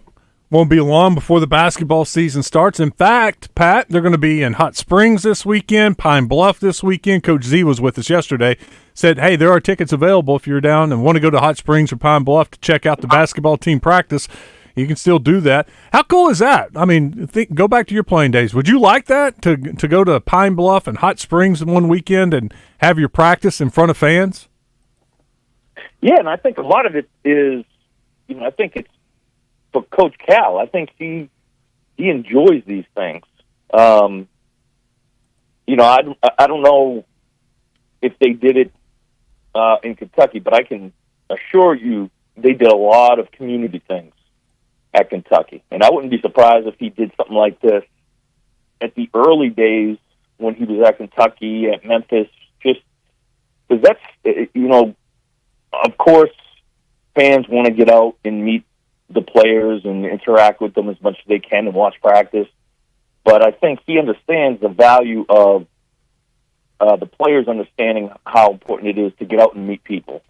And he's a perfect example of it, man. I mean, he's the real deal in that. Like, he really enjoys doing the community stuff, and that trickles down to the players. What have you been able to take in from this basketball team? We know that Coach Cal teams, they have a certain look and a certain feel to them, and they get better as the season goes on. But before the season even starts, what can you take from this team and just kind of projecting what they're going to be going into the season? Man, I think, I just see a lot of I sense a lot of maturity. You're bringing in 3 transfers from Kentucky, obviously that was with him, so know him very well. 2 guys who are coming in as sophomores, and Thiero, I believe. Thiero was a junior. So, there's a familiarity there. And kid Jonas Adu, obviously, he's played in the league at Tennessee for the last few years, so Cal knows him very well. Played against Brazil for a couple of years, knows him very well. So, and then, so there's a really perfect combination of that maturity, and then, of course, the freshmen that are really talented. And the other thing, too, is, he's got quite a few guys that can attack. He's got some decent shooters, yes. They're going to keep you honest. But he's got guys that can attack the rim, defend. And I think, that's probably, I would think, just by watching practice, one of the things that seems he's really stressing is on the defensive end. I think his, the last few seasons at Kentucky, it really was, I think, defensively, in the most important moments defensively is where they let down. So I think that's probably going to be something that he's going to stress. Got Pat Bradley with us on Out of Bounds. Pat, the SEC Media Days right around the corner. Who do you expect the media to pick to win the SEC this year? I think it's probably going to be Alabama. Bama's, they brought back, Mark Sears most likely will be the preseason SEC Player of the Year. I don't know if you guys obviously remember the numbers he put up last year. It was basically him and Dalton Connect were going back and forth on the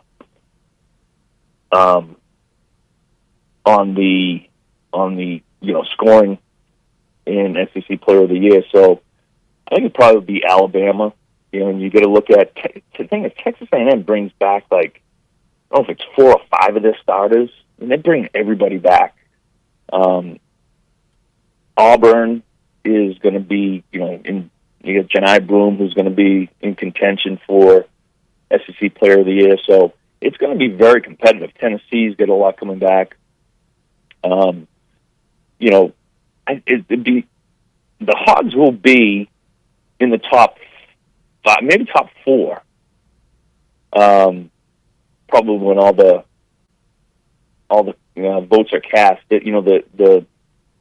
I think the reason why they're probably not getting, or probably won't get as much love in a lot of these preseason polls, whether it's the AP or whoever puts them out, is just because of all the newness of it, right? I mean, Coach Cal's first year, and he talked about it, basically an entire new roster.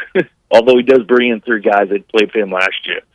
But I just think all that stuff is probably not going to get as much love as what's going to show on the floor throughout the season. You mentioned Bama and Arkansas. Who else would you project in that top 4? Just for you, not necessarily thinking who the media is going to take, but who's in that top 4 for you? Well, I think A&M has been a team that, you're kind of just waiting for them, because they got the kid Wade Taylor, who is, he's one of the most talented guards in the country, in the entire country, how he can control the game. And we've seen him go off against the Hogs multiple times. And I think, it's funny when you look at the rosters this year, there's some really tough guards. And Tennessee's going to be led by Zakai Ziegler, who another undersized guard like Wade Taylor. I mean, these guys Taylor's like 6 feet, and Ziegler at Tennessee is probably, 5'10" maybe. Wait, Ziegler's back? Who? Taylor? Did you say? No, Ziegler. Yeah, he's back. Good Lord. Wes, I don't even know how to do the math anymore on this eligibility stuff. Don't even ask me. some guys I don't even know how they get their eligibility extended. But at some point, I guess we're going to go back to this is with the NCAA. I mean, whether it's a COVID year or injury or whatever it is, I mean, does anyone really know? No. For sure how they grant extra years? I mean, I think that's been one of the confusing things all along. You get a kid that you feel like should have get another year of eligibility, and he doesn't. Heck, you get the kid playing Miami football. Isn't he on his 10th? Is it 7th year or 10th year? 9th year. 9th. Yeah, he missed a couple, and there was a transfer there in between. Thought he was done with football. He was granted another couple of years somewhere. Yeah, it's been stretched out quite a bit. And he's contributing this year. It's not as if he's gotten a 9th year and he's not playing at all. He's scoring touchdowns. Yeah, I remember seeing an interview with him when he scored his first touchdown. I don't know if it was the first touchdown of the season or of his career, but they had him on ESPN or something. It's kind of funny.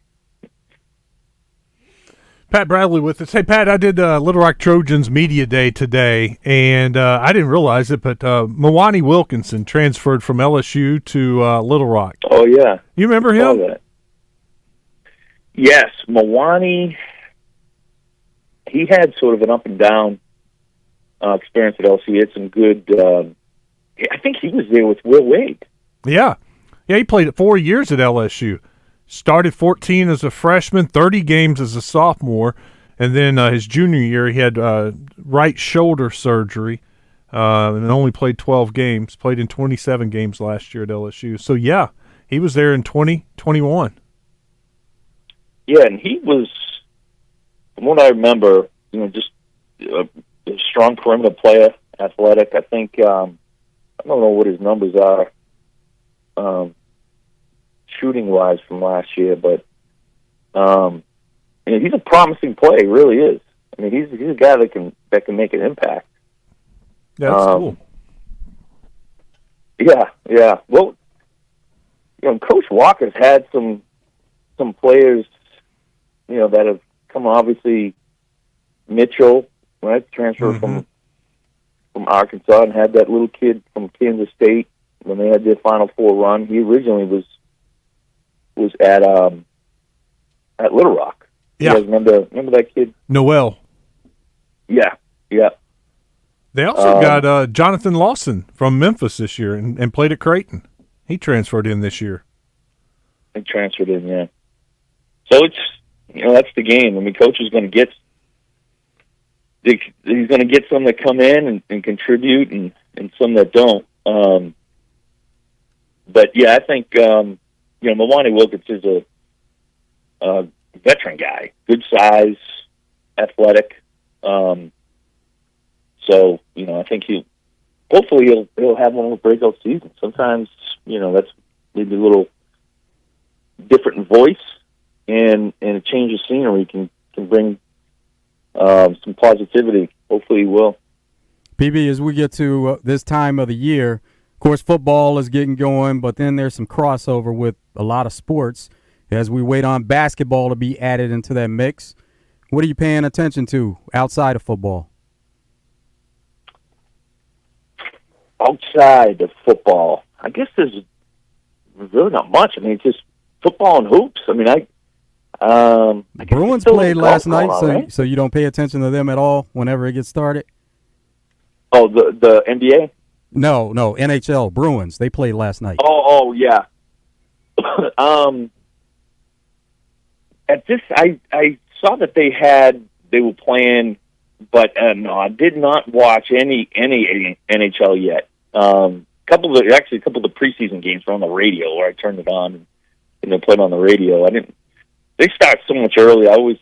They start earlier than the NBA, which I'm easing back into the NBA. Some of the preseason NBA stuff is fun because you get to see all the players play. Jordan Walsh played a little bit for the Celtics the other night. Matter of fact, I think he might have. I don't know if he was the third lead scorer for the team, but he had a pretty good game. But yeah, no, not the NHL yet. A little bit of the NBA. Of course, reading up and getting ready for hoops and media day, and then the NFL. Not so fun right now for me. Although it looks like Drake May is going to be starting on Sunday. That's exciting. So it's going to be a rocky road. So it's all about the Hogs in college football right now. Hey, one other note before we get out of here. They announced today, Hunter Yurchek did, that the slobbering hog is back on the court at Bud Walton Arena. What do you think about Slobber Hog? Listen, if it's the slobbering hog or the slobber hog, many of these schools and teams, they're like older logos. Why do they always seem to be better than the current ones? I don't know. I watched the Broncos the other week. Yeah, and their uniforms, those uniforms look so good. And I was like, man, they need to bring those back. Isn't it though? I mean, I'm trying to think about what, I don't know, sometimes I could be on Twitter and they'll throw up like the old logos of all the teams, kind of like compared to the current ones. Mm-hmm. It's like, go back to that one. Yeah. The Patriots old helmet. I love the Patriots. Pat the Patriot. It's crazy how good that, isn't it true though? Yeah, the old Pat the Patriot, they call him. I mean, everybody loves that logo. But I guess if you're thinking of it from a business standpoint, you could probably sell a lot more T-shirts and hats if you get multiple logos, maybe. I don't know. Yes. But absolutely. That's part of it, I'm guessing. I don't know. I've never gotten a conversation. Maybe if you guys get on, I don't know, somebody who's maybe in charge of that stuff, or next time you get on Jerry Jones on, ask him. Although he never changes his logo, he doesn't have to. But maybe ask him like Kraft does. But I remember when they did the Patriots one, it was like it was sort of like almost they wanted to usher in a new regime and a new attitude and a new, kind of going into the 2000. I think they did it right around 2000. So it might have been late 90s, early 2000s. They wanted to act as if it was going into a new age, that 21st century. So, I don't know. That's when they had their most success, too. So it goes hand in hand. Yeah, right. No kidding, right? Yeah, that's a good point. Pete, PB, we loved it. Great conversation. All right, boys. We will talk to you soon. Take care. See you next week. It's Pat Bradley with us on Out of Bounds. Coming up next, you can take some phone calls. I'll check out the D3 Auto Sales text line and the True Service Community Federal Credit Union live fan feedback. We'll get you guys and gals involved. Let's go. Let's talk some Razorbacks. Your call's next.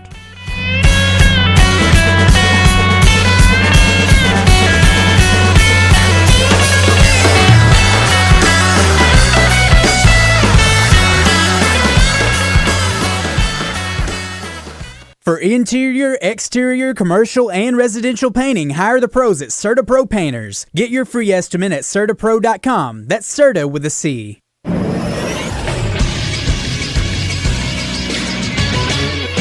This is Sports Center. Yesterday in the Major League Baseball playoffs, the Mets took a 2-1 lead in the NLDS against the Phillies by beating them 7-2. Mets starting pitcher Sean Manaea had an outstanding start, going 7 innings with just 1 run allowed. Former Razorback pitcher Ryan Stanek pitched the final inning and a third for New York. Game 4 will be at 4:08 on FS1 today. The Padres took a 2-1 lead in the other NLDS, beating the Dodgers 6-5. San Diego scored all 6 runs in the second inning. Fernando Tatis Jr. hit another home run, giving him 3 so far in the series. Game 4 will be tonight at 8:08 on FS1. The ALDS are tied at 1-1, and Game 3 of both series are today as well. The Tigers host the Guardians at 2:08 on TBS, TrueTV, or Max. Then the Royals will host the Yankees at 6:08. That'll also be on TBS, TrueTV, or Max. I'm Christian Weaver with the Buzz Radio Network.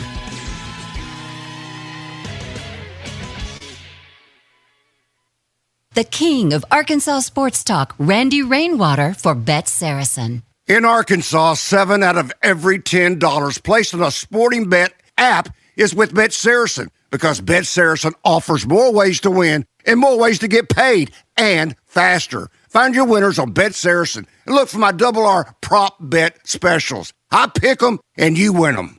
Bet Saracen is Arkansas's favorite sports wagering app. Gambling problem? Call 800-522-4700. Bass tournaments and some of the best fishing spots in the state. It's Fishing Arkansas, Sunday mornings with Big Sarge and his crew. Fishing Arkansas is presented by Shelter Agent Jamie Marsh, Stanley Hardware, Petra's Farm and Grill. Fishing Arkansas, Sunday mornings on 103.7 The Buzz.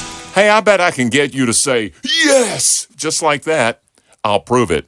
Right now at Genesis of Conway, which can provide you with a car ownership experience you never knew existed, that Genesis of Conway can get you into a 2025 Genesis GV70 at 2.9% interest for 60 months. Say it with me. Yes!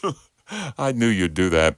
Genesis of Conway, the future of luxury today. You know, I couldn't stop talking about it to my family and friends. My knees are my trouble spot. But for me to tell them now that I'm doing so much better, they were amazed, and I've been amazed. QC Kinetics Cellular Therapies. Yes, it is amazing how these non-surgical treatments deliver joint pain relief for patients like Dr. Eric Williams, a successful chiropractor. Each week, I just started noticing that I could sleep and not have pain. I could play pickleball. I could do a CrossFit exercise routine. QC Kinetics revitalizes your joints so you can move again without the pain pills or invasive surgery. You know, I'm 60 years old and I want to stay competitive as long as I can. And QC has allowed me to do that. They did me right and really made a difference in my life. Book your free consultation with QC Kinetics today and experience the difference for yourself. I like to go, move, move, move. QC Kinetics. Call QC Kinetics, 501-222-8440. That's 501-222-8440. 501-222-8440. At Eat My Catfish, fall is our favorite time of the year, and football season isn't the only thing making a comeback. Available now, our famous shrimp gumbo and Cajun boudin balls make their return to the menu. Order online at eatmycatfish.com. Eat local, eat fresh, Eat My Catfish.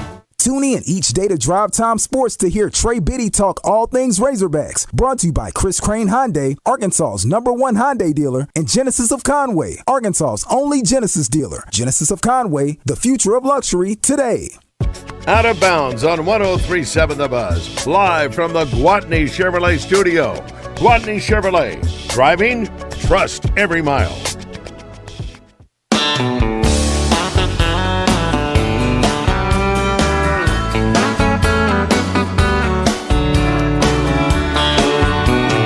Sun is hot and that old clock is moving slow. Great things happening at Gwatney Chevrolet in the month of October. If you're in the market for a truck, you ought to look at their Silverado. Right now, they're offering 0% financing. Save you a lot of money. Or if you want to pay for it outright and do your own financing, they'll give you $13,000 off that Silverado. Not in the market for a truck? How about a Tahoe Suburban? $8,000 off those right now, and no payments for the rest of the year. You won't make a payment until 2025. Great selection of previously owned vehicles. Lot is full. Check out the website, GwatneyChevrolet.com. You can see all the inventory right there. And remember, they're going to pay top dollar for the vehicle you're driving right now. You may not like that car, that note. Trade it in, get rid of it. They're going to pay top dollar for it, help you pay off that note, have a little extra put down on the new vehicle, and drive away in something that you do like. See our friends at Gwatney Chevrolet, James Street exit in Jacksonville. Joe, I looked it up during the break, and Ziegler is a fourth-year senior. I thought he's like a fifth-year, sixth-year COVID guy. Seems like he's been around forever. But he's only played his freshman, sophomore, junior year. Not a redshirt year, nothing. He's just a true four-year senior. Wow. Yeah. That I don't know. For some reason, it does seem like he's played longer, but he's a good player. Yeah, that's what happens when you make an impact as a freshman, and then again as a sophomore, and again as a junior. It's just like, how that guy's been there forever. Not used to basketball players sticking around that long. That's true, they too. They leave early. Yeah. 661-1037 if you want to jump in here. 661-1037. JW says there's a lot of buzz about Texas, but they really haven't played anyone. Kind of like Tennessee. Out of Texas, Ole Miss, and Missouri, who do you fear the most? Texas did beat Michigan at Michigan. I don't know if you can say they haven't played anyone. We thought that Michigan game would be a much better quality win at the time. But they thumped Michigan. That was the same day Arkansas played Oklahoma State, and they just made them look bad. And ran the ball at will. Out of those three, to answer your question, JW, I would fear Texas the most. But I don't feel like I'm not scared of anybody. Like, I think Arkansas, if they play well, take care of the ball, they got a shot. I don't think they're going to get blown out by anybody unless they just play stupid football and turn over the ball a lot. But out of those three, I would predict that Texas ends up being the best out of those three. But I'm biased. I can't stand Missouri. They should. What's up, 49er John? What's up, fellas? How y'all doing? Good. All right, what the difference between Texas and everybody else, Texas has two starting quarterbacks on their team. So if one get hurt, God forbid one of them get hurt, but, that machine keep rolling. They have two great quarterbacks. Mm-hmm. So that's what separates them from everybody else. Yeah, how many teams out there have two NFL quarterbacks on their roster, or two future NFL quarterbacks on their roster? Yeah, well, we probably it's some that we don't know about. Like at one time, Florida, Cam Newton was on their roster. Like nobody knew what Cam Newton was at that time. Exactly. Yep, he was on that team. Now, the guys, I didn't get a chance to call in yesterday. That Robert Saleh getting fired, that was all politics. If you pay attention, Woody Allen, what's his name? The Jets owner, Woody Johnson, whatever the hell his name is. That he was embarrassed in front of his billionaire friends in that country because he used to be ambassador, right? Yeah, and where did you hear that from? TV. If you read, there you go. There you go. Exactly. But no one has said that on here. No, I don't know about it. That's not anything you came up with. You got it from somewhere. Everybody get their information from somewhere, right? No, not necessarily. But go ahead. Oh, okay. Well, he was give embarrassed. Credit where credit is due. Where you heard it from, though. That's the whole point. Oh, okay. Well, I refuse to give my sources out. I don't talk like that. I don't snitch. But seriously, though, guys, that was all. He was embarrassed, and that's the only reason why they fired Robert Saleh. Aaron Rodgers is old as dirt. He need to get off them shrooms. That's his biggest problem. You know what? Something that was added to that, not only was he embarrassed, but they said that at the time when he was serving as ambassador, when they made the coaching change, the coaching hire with Robert Saleh, he was consulted about it, but it was his brother that actually made the hire. So in turn, they're saying that Robert Saleh never was his guy. He never really had those ties to him. So this is something that he's been thinking about, and now he felt like this was a time to make the move. But in essence, Robert Saleh never was his guy, never was his hire. Well, way to go, Jets. You go from one defensive coordinator as head coach to another defensive coordinator as head coach. And keep the same offensive coordinator that's struggling. Yeah, no. Aaron Rodgers on Pat McAfee today, he mentioned that he would be good because there are changes that you can see happening with an interim coach taking over. And then Adam Schefter followed him and said that there's going to be a different play caller. And they're like, well, are you breaking something here? And he's like, well, Aaron Rodgers just pretty much said it. So expect that announcement is going to come out soon that Nathaniel Hackett may not, even though he's going to keep his OC title, because that's what the interim head coach said, and Jeff Ulbrich, he may not be the play caller. Yeah, I heard this morning, it was one of the guys that covers the Jets said, the issue is the offense. The defense is great. It's one of the, top 5 defenses in the NFL right now. And that's why it didn't make sense to let Robert Saleh go. And he said, if you're going to make a move, you got to move at the offense coordinator. He said the best move would be to take the quarterback's coach and let him start calling the plays. And it sounds like that's what's about to happen. Who's a former offensive coordinator. Yep. And let me be honest with you, I don't watch the Pat McAfee show on a regular basis, so I didn't get my information from Pat McAfee. I didn't say you got it from there, but that's the whole point of when you hear something and you say it, tell where it came from. Don't say it as if it was yours. You didn't come up with that idea. Did I say it? Did I say I came up with it? No, I didn't. I just brought some information to the station, to the show. But then, okay, screw Aaron Rodgers. I didn't call in just to talk about him. Now, the guy called in earlier. Let's be honest, and I'm not tooting my own horn, but before I start calling in 49er John, no one gave a damn about the 49ers in this state, good or bad, in this state. Sure they so did. if you're a 49er fan, Sure they you did. got to love me. You got to love me. I'm not tooting my own horn, but you got to love me because I keep the 49ers in people's minds, whether it's good or bad in this crappy state, or as people loving sports. So let's not get that twisted. So you're the ringleader of 49ers fans, what you're trying to say. I'm not going to toot my horn. You said it. I didn't. No, I did not. Who else? I did not. Who else represents the 49ers like I do? No one. Plenty of people. No one. Yeah, whatever. But and then, guys, it's been, 30 years now since Bud Walton been named Bud Walton, right? It came up in, 93, 94, right? Yes. And isn't it time to give Nolan his due? It's time to rename that court to Nolan's Court. It already is. What are you talking It is about? Nolan Richardson Court. And take a look at it. Okay. It says it on there. Nolan Richardson Court. That's good. Where you That's been? good. Well, when is the statue coming? Because Calipari is going to win a national championship within the next 2 or 3 years, and I know he's going to get his statue. When is Nolan's statue coming? We could have used that $250,000 that when they stormed the court to put a down payment on that statue, right? And one other thing, Wes, you got your chest all stuck out talking about Joe and his team, how they couldn't run against y'all. Can we make our bet official? October the 27th. Can I get a bet? Oh, yeah, it's on. I've already been planning It's on on? that. It's on. I'll give you How a chance to win your 100 back. I want to make it 200. I want to make it 200. You wanted to get it You've and been, some. You've been talking. You have been talking like y'all won a Super Bowl when you beat Pittsburgh. So, because keep in mind, you don't make it to the Super Bowl beating Pittsburgh. Everything goes through San Francisco in the NFC. You better worry about Seattle first. We got to roll. Not worried or don't. You got not Thursday worried night about game. Coming up next, we'll wrap up hour number 2. Stick around. It's Out of Bounds.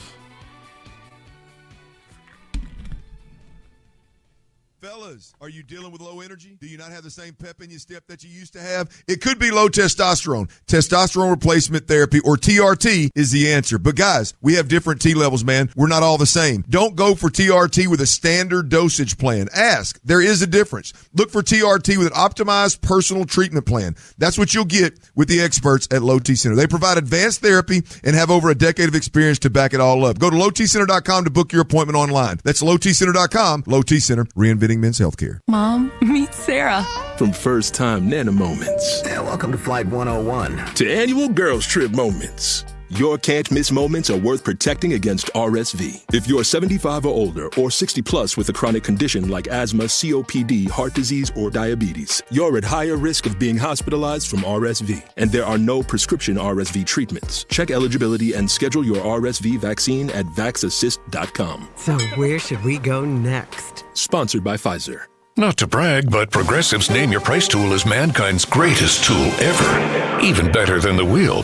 Sure, without the wheel, we wouldn't have modern transportation or funny videos of dogs riding skateboards. But without the Name Your Price tool, we wouldn't have easy access to auto insurance options based on our budget. And, well, cars do need wheels. They also need insurance, and insurance never goes flat. Learn more about the greatest tool ever, the Name Your Price tool at Progressive.com. Progressive Casualty Insurance Company and Affiliates. Price and coverage match limited by state law. Not available in all states. Proudly serving Little Rock and the surrounding areas, All About Tire and Brake Tire Pros is your trusted one-stop shop for all your automotive needs. From auto repair to buying tires, our experienced technicians and tire experts will provide personalized care and expert advice to help keep you and your family safe on the road. Any car, any job, our goal is to make your experience quick and easy. Visit us today in Little Rock or Mapleville or online at allabouttireandbrake.com. Tire Pros, love the drive. Brooke here, live from the sports desk. Our number one play comes from the number one Hyundai dealer in Arkansas. Chris Crane Hyundai of Conway, coming in hot with another huge score. Inventory selection to fit any budget. Boom! Look how they say yes. Game-changing action from the winning team at Chris Crane Hyundai of Conway. Win big with 1.99% financing. New Tucsons and Elantras at Chris Crane Hyundai in Conway and online at chriscranehyundai.com. enrolls you in a recurring automated marketing text messages. Consent not required to purchase. Message and data rates may apply. The team's looking good this season. I think so. Man, I miss playing football. Being young with unlimited energy to burn. Ever since I turned 40, I just can't find that fire I used to have. Think you could be lower testosterone? What do you mean? All guys lose their edge when they turn 40. The body has less testosterone. That's why I take Nugenix Total T. I've heard about Nugenix. That really works? Since I started taking Nugenix, I'm lifting like when we played for Coach Carter. I feel more energized at work. It's even spiced up things between me and the missus. Are they still giving out complimentary bottles for people to try? Yep, send a text. It's that easy. Text GRIT to 42424 right now for your complimentary bottle of Nugenix Total T. It's the #1 selling testosterone-boosting brand at GNC and Walmart. Do it now and they'll also send you a bottle of Nugenix Thermo X, their newest, most powerful fat burner ever, absolutely free. Text GRIT to 42424. That's GRIT to 42424. These statements have not been evaluated by the FDA. This product is not intended to diagnose, treat, cure, or prevent any disease. 14 years of rocking the block on 3rd and Rock Street, Dugan's Pub has always been your home away from home in the River Market. Featuring over a dozen ice-cold beers on tap, including the best Guinness in town, along with Irish whiskey, which is also on tap. In fact, Dugan's Pub features the largest Irish whiskey selection in the entire state. And with a wide menu that includes delicious made-from-scratch food, great drinks, daily lunch specials, games on the big screens, darts, a dog-friendly patio, and music on the weekends, home will always await you at Dugan's Pub. Out of Bounds, live from the Gwatney Chevrolet studio.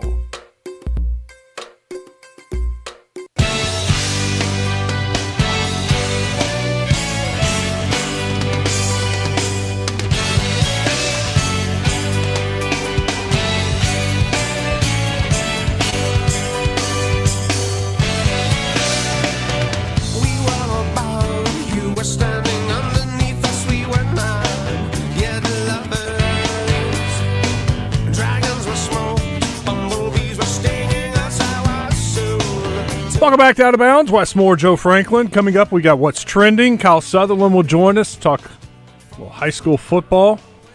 Some big games this weekend. Coming up tomorrow, Richard Davenport has a recruiting update. Can't wait to hear about the atmosphere and what the recruits thought about that big win against Tennessee. No, they loved it. We're also going to have a special guest tomorrow. Freddie Black with the Simmons Bank Championship is going to come into the studio and talk about the Champions Tour event coming to Little Rock at the end of the month, how to get tickets, and what all is happening out at Pleasant Valley. It's crazy driving around out there to see all the different things, the construction, the stands going up, just a big-time event. I don't think people realize how big of an event this is and how cool it's going to be later this month out at Pleasant Valley. I'm excited to get out there. Joe and I will be broadcasting live Thursday and Friday of tournament week, getting some of those golfers on the show. Streets around the area have even been repaved, so they're not only inside the confines of the country club, but outside. Mm-hmm. Yep, it looks a lot different out there. Also on the show tomorrow, Lee Sterling will join us, and Lee sent his games of discussion for this week. Ohio State, Oregon. Alabama, South Alabama. I didn't know Alabama's playing South Alabama this week.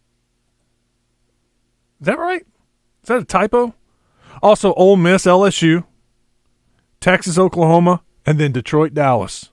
His free play for the weekend is Tennessee, Florida. Oh. Yeah. He sent a little note.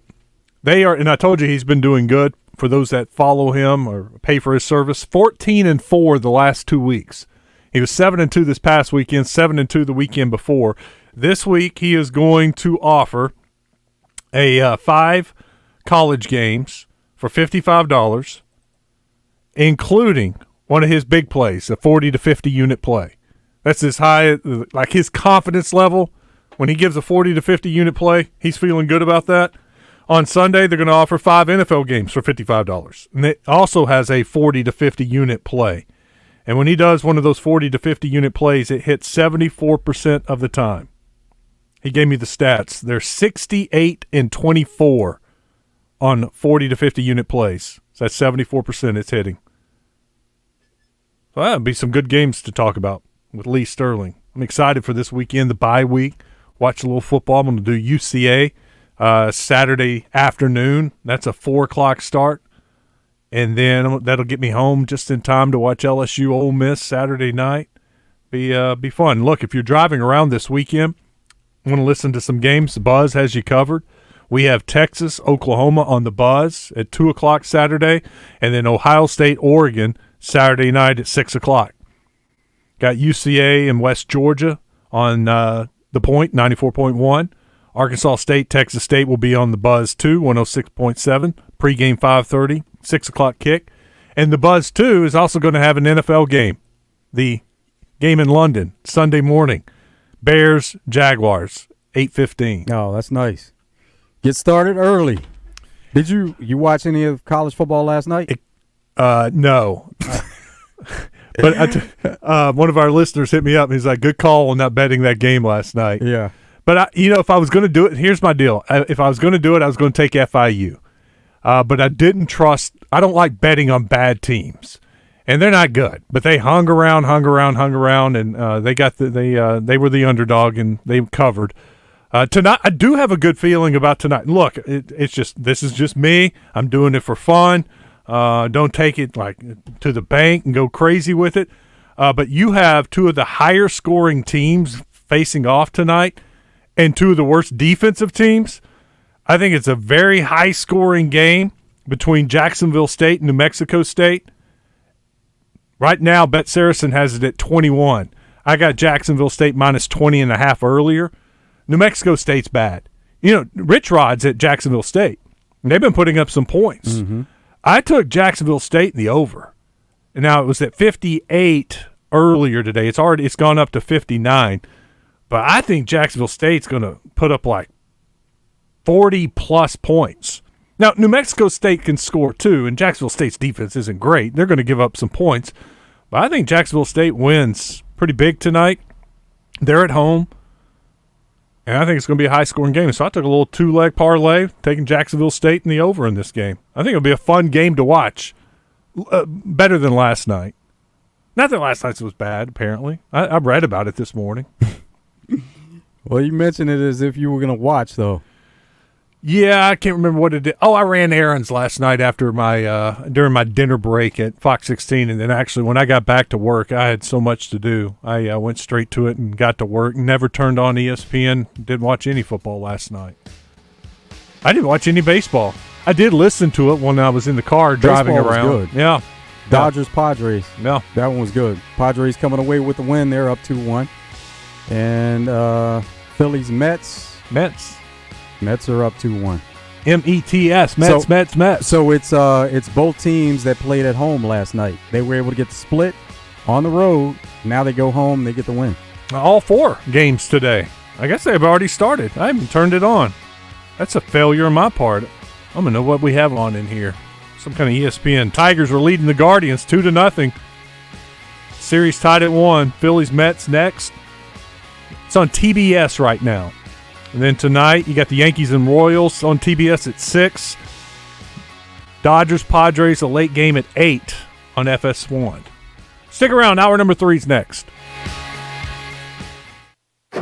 Hi, I'm David Dunn with Central Arkansas Truck and Trailer, Arkansas's most trusted, highly rated, locally owned, and family-operated heavy and medium-duty diesel repair service. From Fords to Freightliners, specializing in suspensions, transmissions, brakes, DPF systems, and complete engine rebuilds. Tired of paying high dealership prices with long wait times? Let Central Arkansas Truck and Trailer get your truck back on the road where it belongs. Take Exit 7 off of I-440. That's Central Arkansas Truck and Trailer. If you are looking for a safe and loving home for you or your loved one, visit Heartland Rehabilitation and Care Center. Just 15 minutes from Little Rock and Benton, our skilled nursing staff is dedicated to providing quality long-term care and short-term therapy. Visit heartlandrehabcenter.com. You can call Heartland home. There's nothing like fall in Arkansas. Friday night lights, tailgates, sweater weather. Life is there to live. You know it, the Crane team knows it. So when you're looking for the perfect pre-owned vehicle, your Crane team has you covered. 4Runners, Tahoes, F-150s, and more. Shop thousands of pre-owns, all backed by the Crane commitment, including our Love It or Leave It exchange guarantee. Shop from the comfort of your home. Visit us today at craneteam.com. Where the Hogs hit the hardwood. 103.7 The Buzz. KABZ, Little Rock. Buzz News with KARK's Claire Kreitz. People in Florida are preparing for Hurricane Milton, and there are concerns it could be catastrophic for the state. Since Helene hit, Arkansans have pitched in to help those in need. That includes an EMS team out of Hot Springs. First responders from LifeNet arrived in Florida after Helene made landfall. They've been responding to 911 calls and transporting patients between hospitals. Now with Milton threatening the area, LifeNet is sending even more assistance, including a full crew and a flight paramedic. Those crews will be there for 2 weeks. Replacement crews may be sent if they're needed for longer. Students at Harding University are mourning the loss of a senior Bible major. Avery Martin from Tulsa died in a car wreck Sunday while driving through Colorado. 3 other students, all from different states, were also hurt in the crash. A candlelight service for Martin is scheduled tomorrow night at 8. This is Claire Kreitz for the Buzz Radio Network.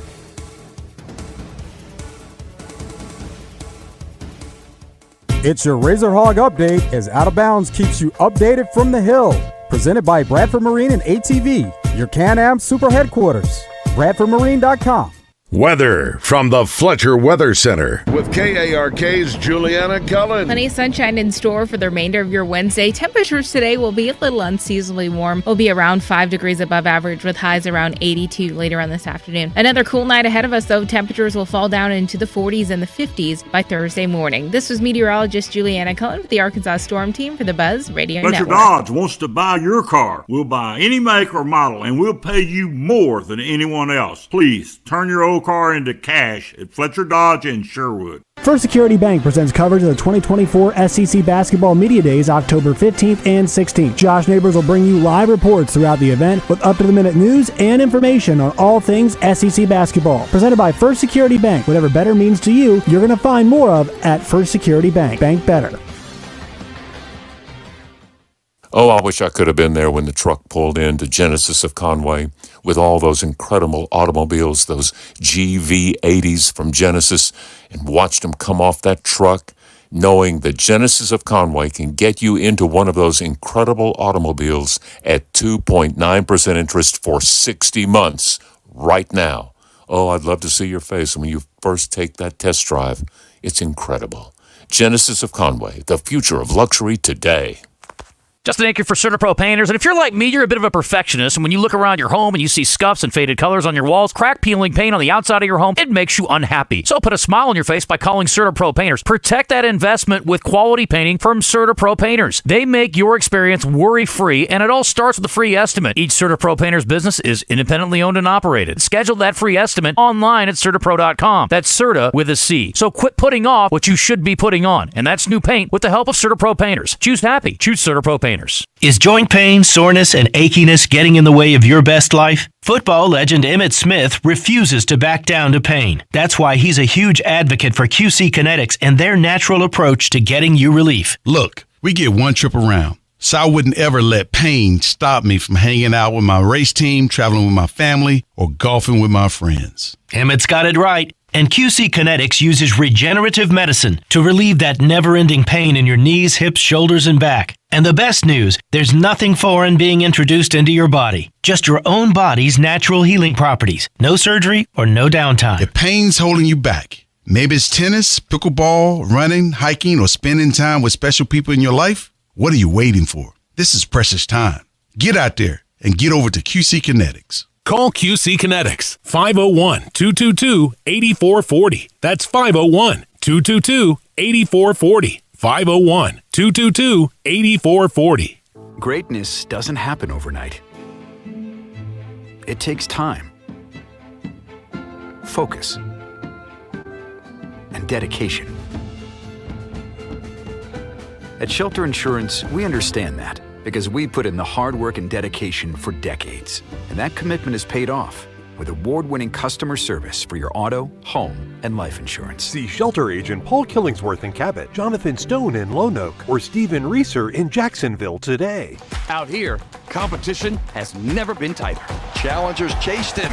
Ames brought his A-game. But for these icons, it's business as usual. Show up, go low, have a little fun while you're at it. Because with resumes like these, winning is just another day at the office. Legendary Action is headed to Pleasant Valley Country Club in Little Rock, Arkansas, October 25th through 27th for the Simmons Bank Championship presented by Stevens. Tickets are on sale now. Prescriptions require an online consultation with a healthcare provider who will determine if appropriate. Restrictions apply. See website for details and important safety information. Subscription required. Price varies based on product and subscription plan. Hi, I'm Dr. Peter Stahl, board-certified urologist and senior vice president of men's sexual health at HIMSS. In my 12 years of practice as a reproductive urologist, I've helped many guys with ED, and it has never been more convenient to treat than it is right now, thanks to HIMSS. It really wasn't easy before. You had to take time out of your day, come to a physical office, and see a specialist like me in person. Now, through HIMSS.com, you can get world-class sexual health care and a full range of treatment options for ED through a 100% online process. It starts with a free assessment from a medical provider licensed in your state who can determine if ED treatment is right for you. If prescribed, your medication is shipped to you for free. So don't wait. Join the hundreds of thousands of guys who've gotten help for their ED through HIMSS. To start your free online visit and find ED treatment at up to 95% off brand name prices, go to hims.com/joy. That's hims.com/joy for your free online visit. Live from the Gwatney Chevrolet Studios, this is Out of Bounds with Joe Franklin and Wess Moore on 103.7 The Buzz.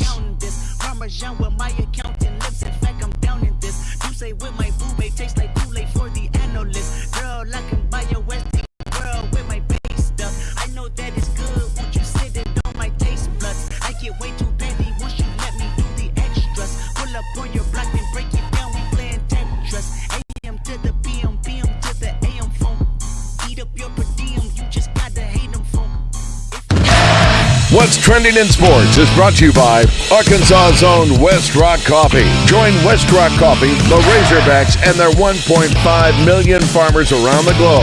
It's fall, so now it's time for your team to stock up on coffee, tea, and water delivered directly to your business. Contact them at westrockcoffee.com or 833-886-JAVA today.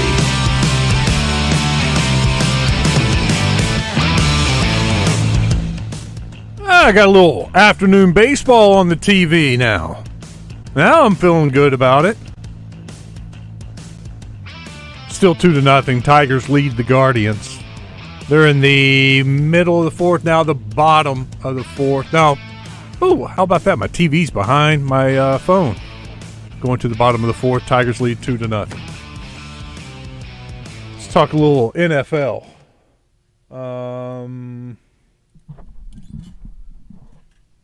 Get to my clips page. We were just talking about the Jets and the controversy there, what Woody Johnson is thinking. Well, let's hear from Woody Johnson. This is one of the most talented teams that has ever been assembled by the New York Jets. I wanted to give this team the most opportunity to win this season. I feel that we had to go in a different direction, and that's why I did that today. This change, the change that we made today, that I made, I believe will bring new energy and positivity that will lead to more wins starting now. I want to say, which I've said earlier to some of the members of the leadership team that represents the players, how proud I am of this team, this specific team this year, and excited about what could happen and what will happen, particularly given these changes that we've made today. I did talk to Joe Douglas about it, but in the end of the day, this was my decision, and my decision alone. And, I've had enough experience doing these things. It's the first time I've done it this early, but I thought, once again, I thought and think that this will help the team, help this talented team achieve the goals that the team wants and that I want and the fans want. He wants to win now. That all starts Monday night against Buffalo. Big game against the Bills. Monday Night Football. Chance to even their record at 3-3 and knock off I don't see the Dolphins or the Patriots in the race when it's all said and done, unless Tua has some remarkable comeback and is able to get back in there pretty quick. That's what it's all dependent upon, if he comes back. So this is huge. They want to get back into this race, beat the Bills, have that first, beat the Bills in the first matchup, and especially at home, need to beat the Bills. And then it's a manageable schedule. No offense. They go to Pittsburgh, New England, get Houston at home, go to Arizona, Got why is Indianapolis. Why is it no offense? I didn't want to say, just if I'm you're not gonna ragging say on your. They have a manageable schedule. Just say who they play. And then they get the bye. So, like he says, it all starts by winning now. And you got to take advantage of the schedule that you have right here. So it's and with him wanting to win now, he wanted to win last year and the year before, but with these changes that have been made, and we know that their season was thrown out the window early last year because of Aaron Rodgers' injury, but then that's why expectations coming back this season are even higher because now you have the quarterback that you saw good things happening for back on the field. Great pieces too, and especially on defense. And they're without two starters right now that should be coming back. So those two starters are going to make that defense even better. So it's the offense, and we were talking about Nathaniel Hackett earlier. Woody Johnson talking about Hackett. Hey Woody, this is Connor Hughes with SNY. I know you mentioned specifically the offense there. That the changes you're going to make on offense, you're going to make on offense. But specifically, what are you going to do to ignite that group? Or are you considering changes on the offensive side of the ball? And then as a second quick question, how would you assess the job that Nathaniel Hackett has done as your offensive coordinator the last 2 years and specifically this year? Okay. Well, I think we're going to make changes wherever changes are due. We know where we're weak and where we're strong. And so do you. You can see it every week. And so we are going to make the changes that enable us to give these fabulous players on both sides of the ball the chance to win. Didn't say it, just kind of hinted at changes. Not specifically, but I think we can all agree that may be coming here pretty soon. Like you said, they're looking at everything. Woody Johnson also was asked about Hassan Reddick. This is something I've never seen before, and you've got even more years than I have.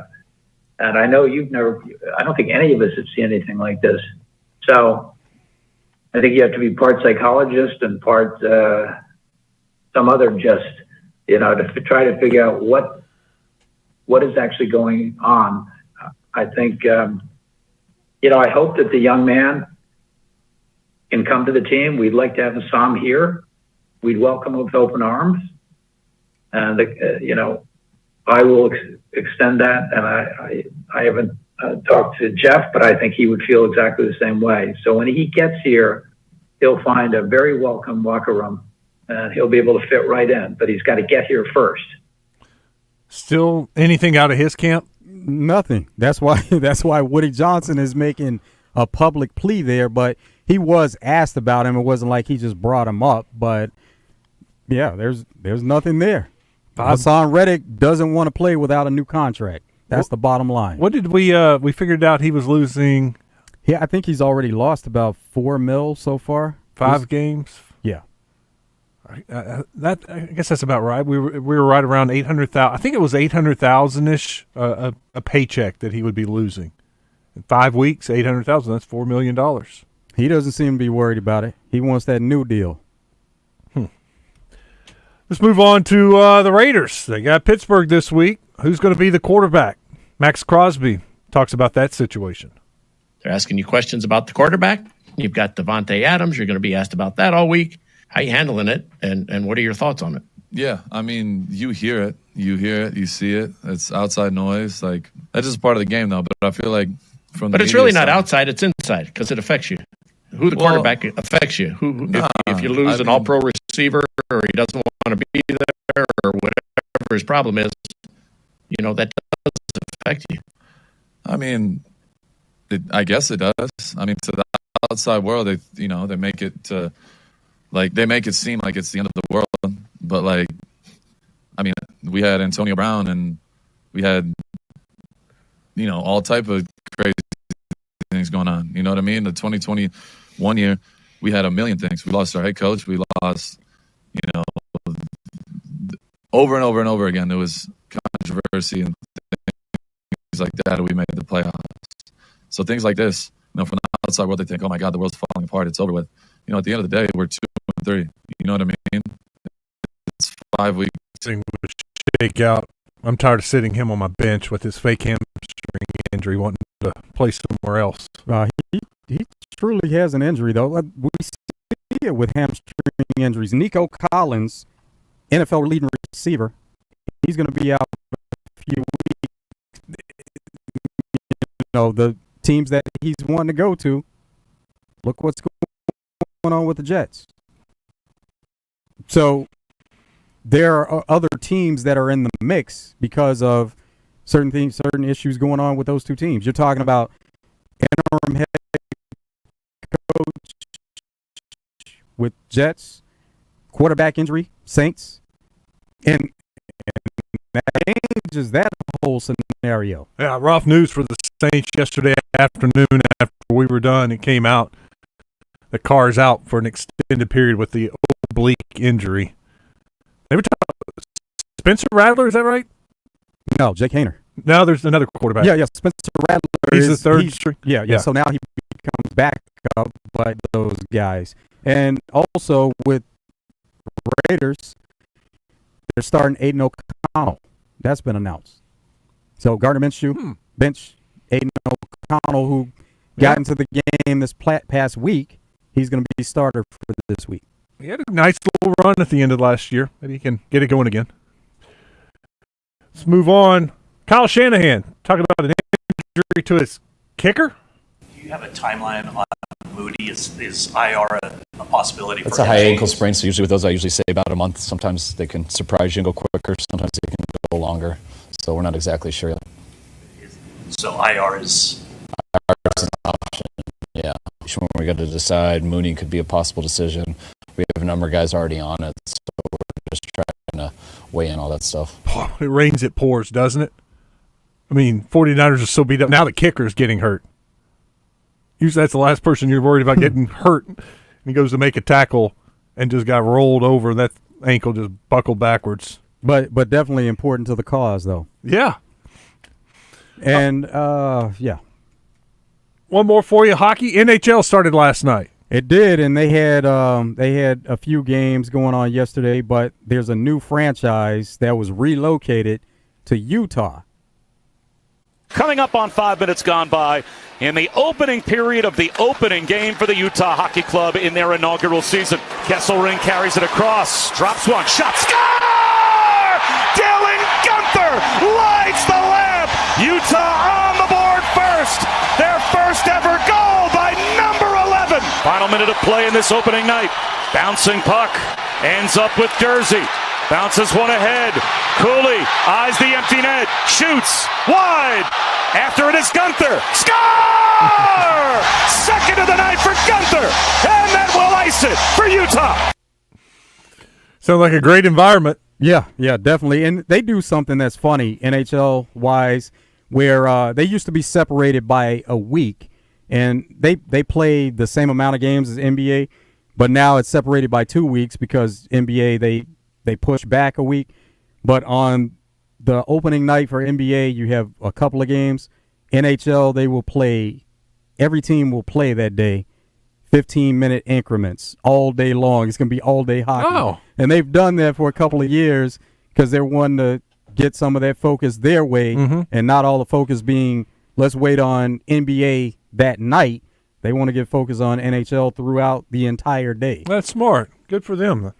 And also, WNBA finals are set now. No surprise there. Top 2 seeds, New York Liberty, Minnesota Lynx. Minnesota Lynx, they won elimination game last night, but top 2 seeds are playing for championship. When's it get started? Thursday. Tomorrow night. Is it a best of 5? D3 Auto Sales text line. This one from the 501. Get into the playoffs. They can do it. Go Hogs, go. First college football playoff poll comes out.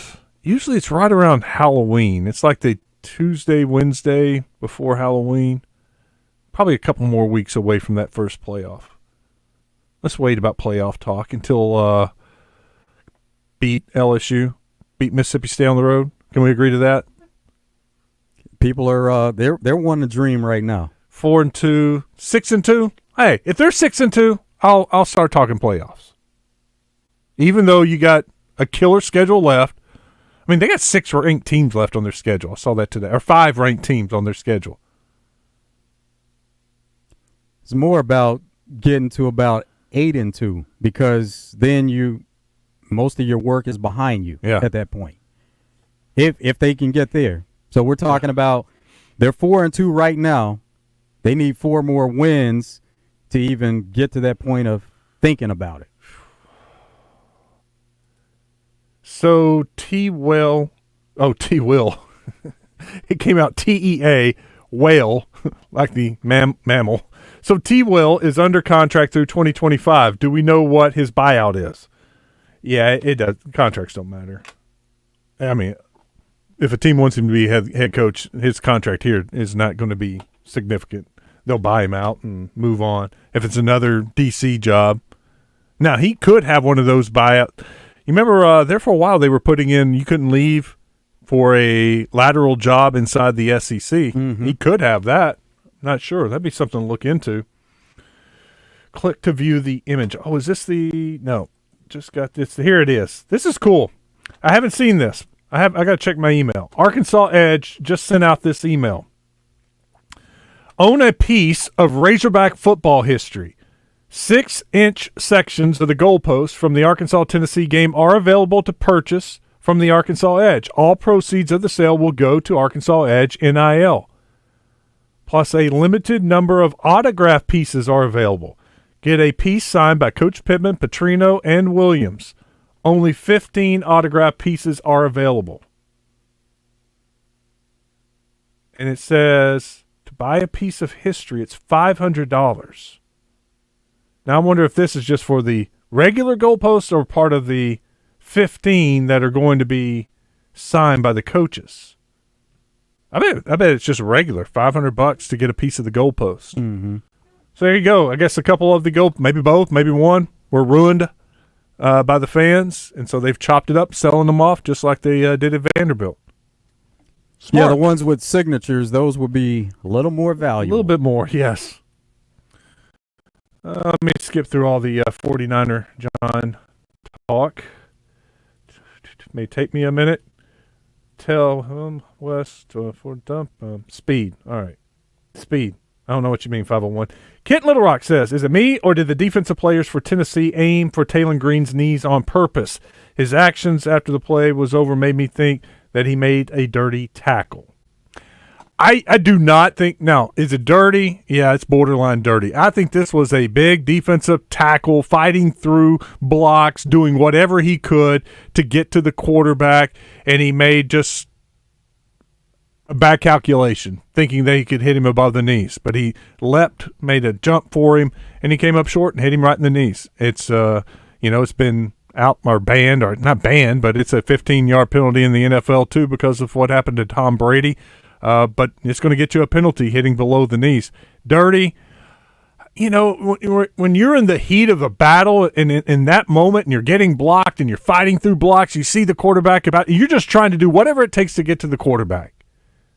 And the way I look at it, if it was Landon Jackson that did it, would we say that's a dirty play? Or would we say he was trying to do everything he could to get to the quarterback and just came up a little short and hit him, below the knees? Yeah. I don't think it was dirt.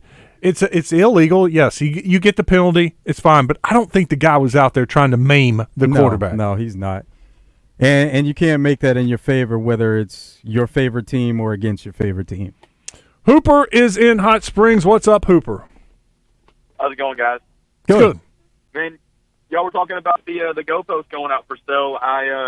I may know a little secret spot where the last turf field that we had was. Ooh. Before Morris took over.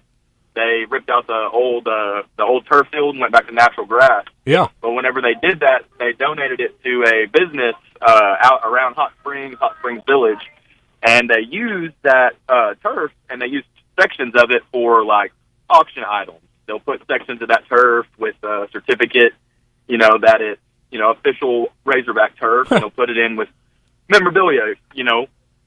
Well, that pile of turf has just been sitting, getting rained and stormed on for about the last 5-6 years, just sitting out back. So if anybody wants a free piece of Razorback turf, shoot me a message. I'll tell you where it's at. All right. Sounds like a plan, Hooper. I'll let. No. There may be somebody on the D3 auto sales text line that tries to get a hold of you. Yeah, they'll give you the place that does it. I went down there and was kind of asking some questions about it, and they were kind of showing me around, and they actually have authentication certificates that they'll give you with it also to show that it's Razorback turf. Thanks for the little tidbit. Like that, Hooper. Before the turf went in, when they had the grass field, I was there working on the sideline, and as soon as the Razorbacks played their last game that night, they started cutting up the real grass to make way for that new turf that they were putting in. That's now what he's talking about in Hot Springs. And they were handing out that turf to fans. And I got a section was probably 4, 5, more like 3 feet by 2 feet, a little square. And I had this dead spot in my yard, in my front yard. And it's where water was collecting, and I just couldn't get grass to grow.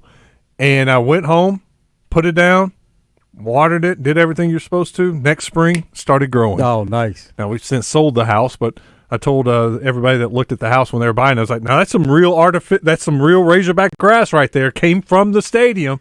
That's right there. That makes the value of the house go up. Should have incorporated it into the price. Oh, I did. I don't think I got anything for it, but I thought that was pretty cool that it actually grew in that dead spot and survived. Jason is in Benton. What's up, Jason? Hey, guys. Hey, Joe. I don't have no ammo in my smack talk for you this year about my Browns, man, so I'm not going to say a word about them. Win or lose when they play the Steelers, all I can say is we should have kept Flacco, man. Oh, yeah. And then would you... Oh, go ahead, Jason. With that contract that Deshaun Watson's got, I don't see us really getting anybody until that contract goes down a little bit. I can't see us affording anybody else. Exactly. That's the situation that they're in. They're having to deal with that contract.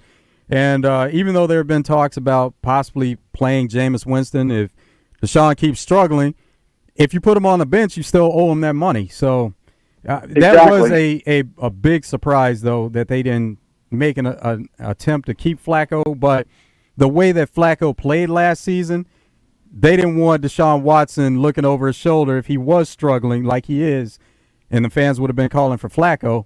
And that's the situation they would have been in right now. 2 weeks ago, when the whole UNLV thing came up, I called in and you told me that one of the problems with the whole NIL thing, or with the money, is a lot of those contracts. Did you say most of them are just for 1 year? They are, yes, yeah, for NIL. Okay. Well, there's a solution, kind of a solution to part of the problem. I think. What would be the problem?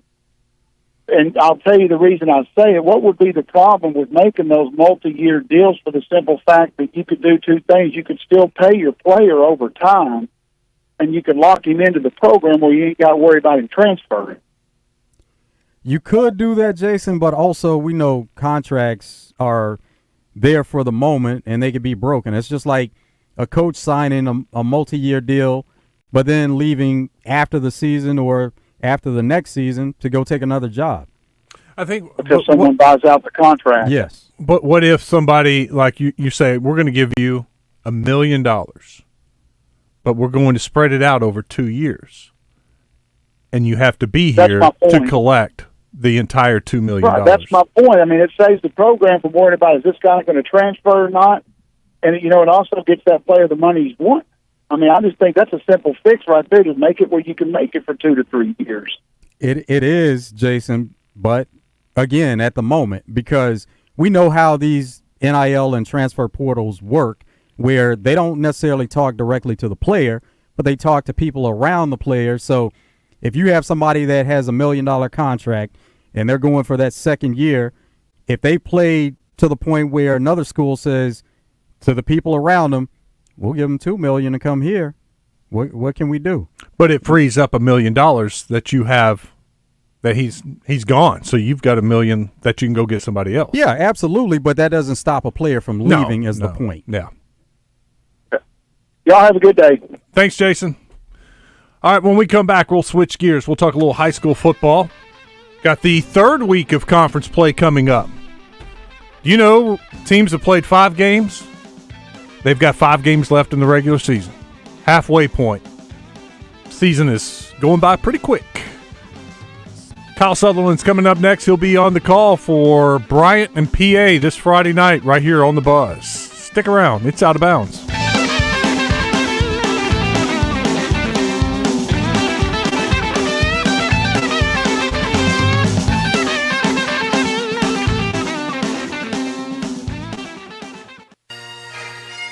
This is Trey Schapp. Tune in each Friday morning at 5:30 right here on The Buzz as I bring you From the Shortgrass, presented by UAMS Health, Orthopedics, and Sports Medicine. If you like to hear interesting stories about the game of golf, this is for you. You can also find it wherever you get your podcasts.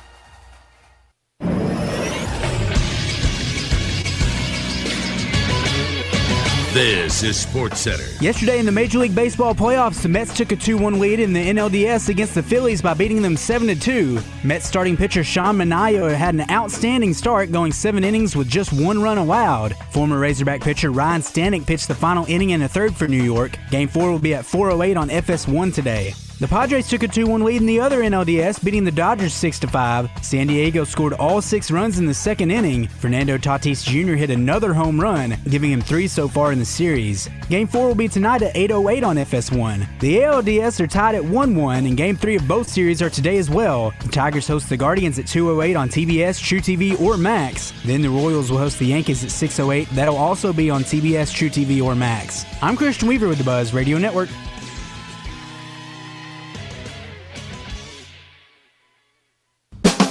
Every day, we do one thing, and we do it at the highest level. We formed Arkansas Urology more than 25 years ago, and ever since, our world-class team has gained experience and expertise in every aspect of urology. Today, you'll find our state-of-the-art facilities across Arkansas, where the latest technologies are used in innovative ways by skilled specialists who are dedicated to one thing, improving lives every day. Schedule your appointment at arkansasurology.com. The king of Arkansas sports talk, Randy Rainwater for Bet Saracen. There's big news in the mobile sports betting business. Bet Saracen was just named the 15th largest sports book in America. That's because our Kansans like to do business with a winner. Find all your winners on Bet Saracen. Download it today and look for my R prop bet specials. I pick them, you win them. Bet Saracen is Arkansas's favorite sports wagering app. Gambling problem? Call 800-522-4700. This is the Pigskin Preacher, bringing you the word. In 1930, Gandhi visited England. Disembarking at Southampton, he was overwhelmed by journalists asking question after question.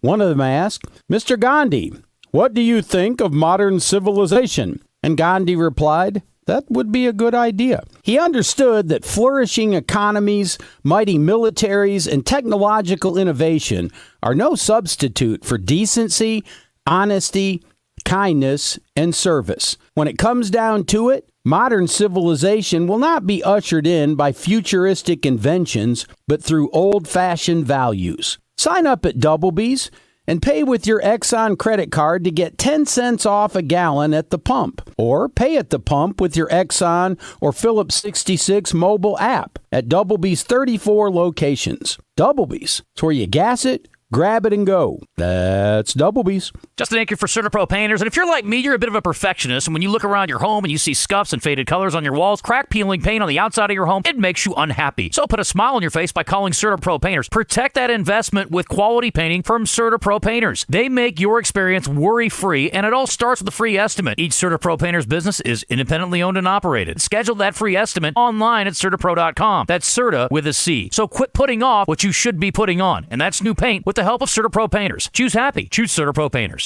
Want to thank the folks out at HJ Trailer Sales in Hot Springs for hosting Roger and Baz. The boys are back tomorrow. At least Baz and Justin are, as Roger is out. Whole lot more coming up on a Thursday show. Melinda Mayo, Joe Klein, and more. Morning Mayhem, 6 a.m. to 10 a.m. right here on 103.7 The Buzz.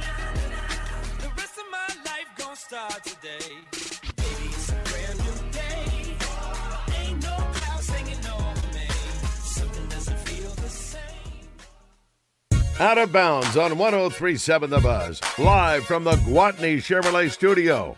Gwatney Chevrolet. Driving, trust every mile.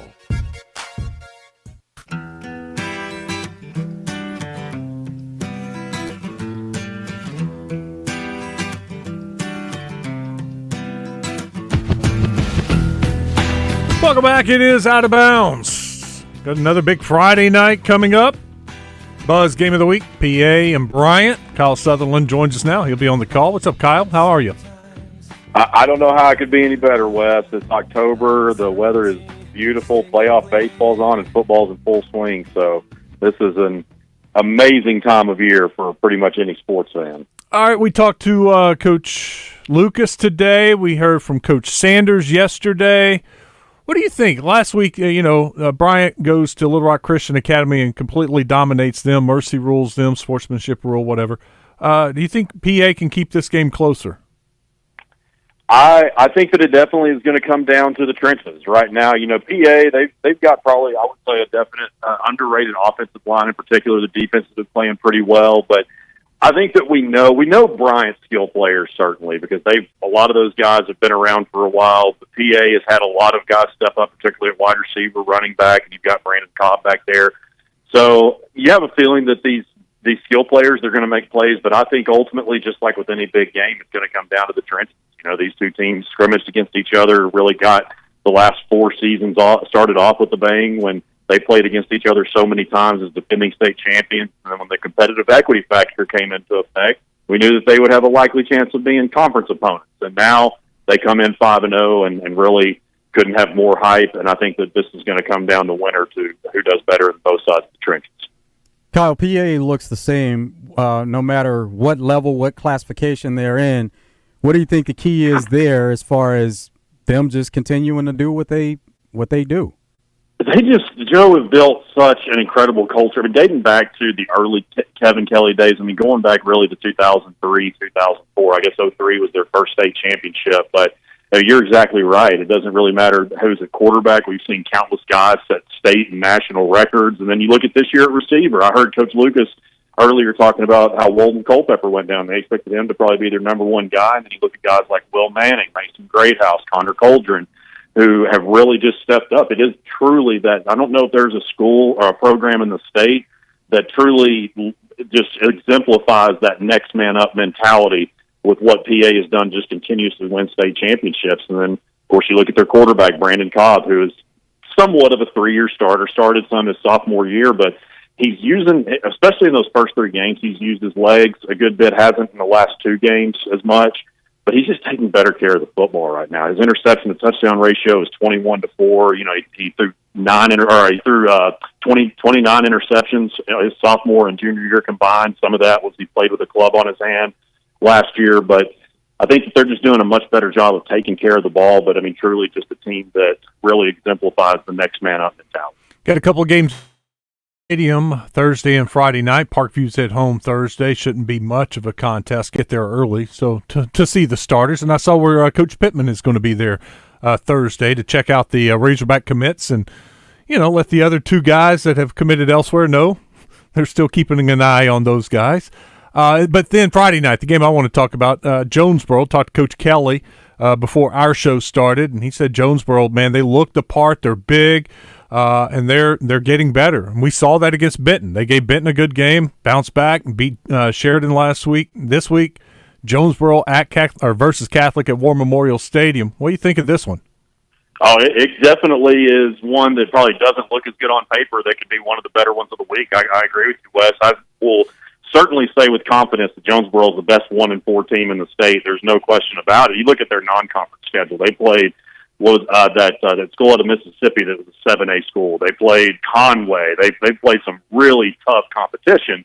And getting that win over Sheridan was huge because you come to Catholic this week, the next week you host Marion. But, Catholic's a 5-0 team that just, it seems like, especially that 2022 year, we're like, okay, when are they going to slip up? And they didn't until the semifinals of the playoffs. And so, I think Catholic knows what kind of opponents they have. They've seen them on film. They've talked to other coaches and players.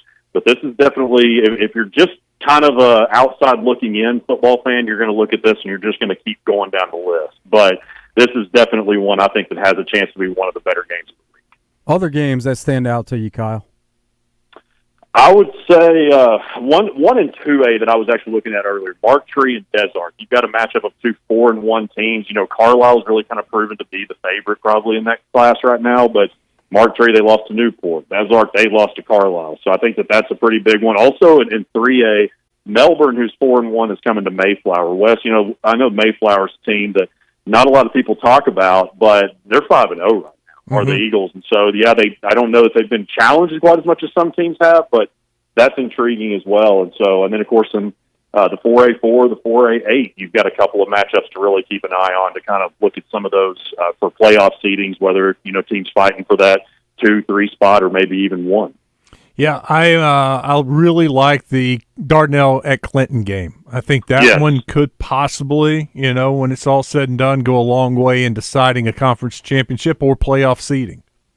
If you like people that run the football and just are just flat out athletes, then you're going to love this one. You look at Creed Vega on the Dardanelle side, then Ryland Jones, who's the junior, who's really been going off for Clinton. Clinton's got a really big offensive line. They do a really good job. Coach Dufresne's been there forever.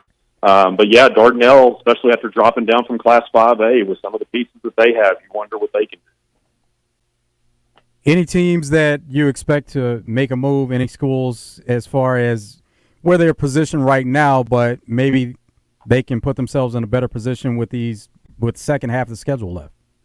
Last week we brought up Magnolia. They played Camden Fairview. Last week they played Lakeside, took one on the chin. They've got Camden Fairview this week. And Magnolia, they've started off a lot better than people have probably thought they would under the first year Coach Adam Kirby. But they got, like I said, got beat by Lakeside last week. They've got Camden Fairview. Then they go to Hot Springs and then host Parkview. So they've got their slate here in the back half was really when we were going to kind of figure out what kind of team they were. They weren't able to pass the first test against a really good Lakeside team.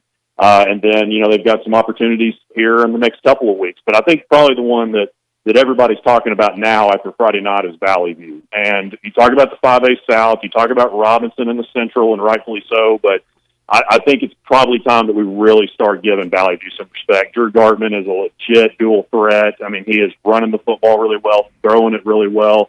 So I think while Harding Academy might not quite be, even though Harding Academy's bumped up, 2 classes in 3 years or whatever it is, I don't know that they're quite the team as far as depth-wise that they might have been in the past few years, but they're still a very quality opponent. And what Valley View did to them the other night, I think they made a statement. Well, I forgot Monday, Joe, but I meant to congratulate Reggie Swinton for getting his first victory at Forest City. They knocked off Hall 47-45. This week they come to Little Rock and play Mills. Mills went to Heber, and, man, we thought that was going to be a good game, and Mills just took it to them. They are rolling right now and finally get to see Mills play at home, and we're going to be there for this game because I can't wait to check out this team.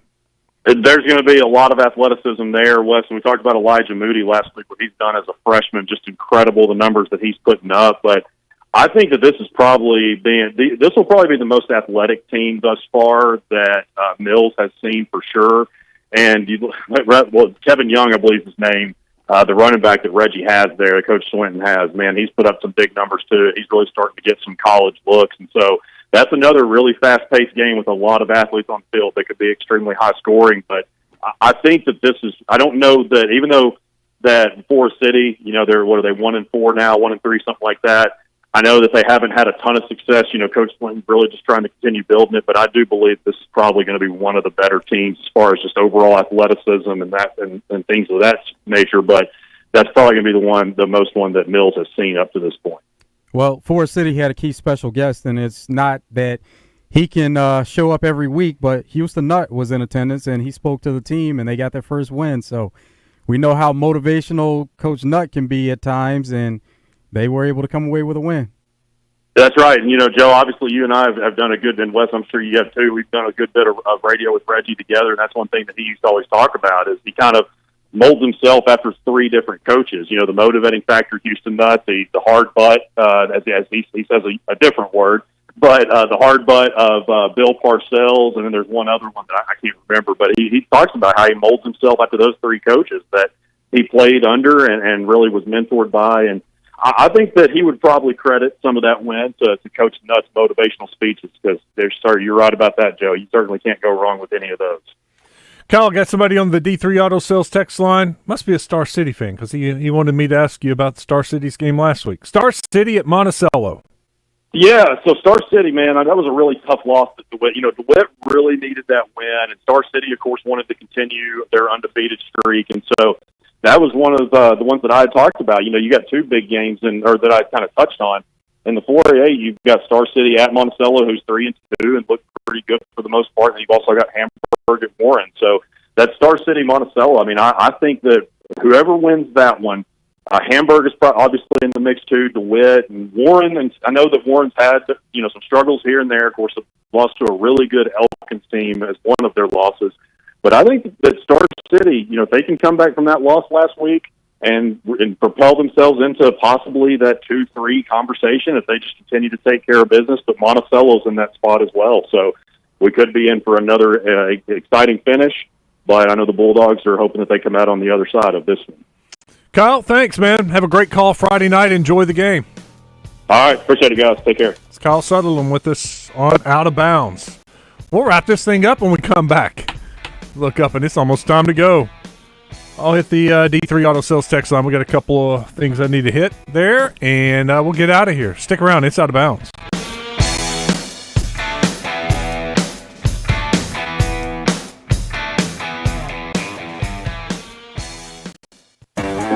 Hungry for a winning lunch?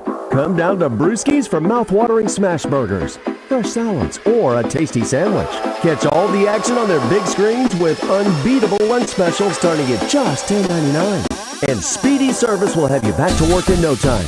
Bring your friends and your appetite and enjoy the delicious lunch options at Brewski's. Now with 2 locations, downtown and North Little Rock. Brewski's, your home for lunch, happy hour, and late night.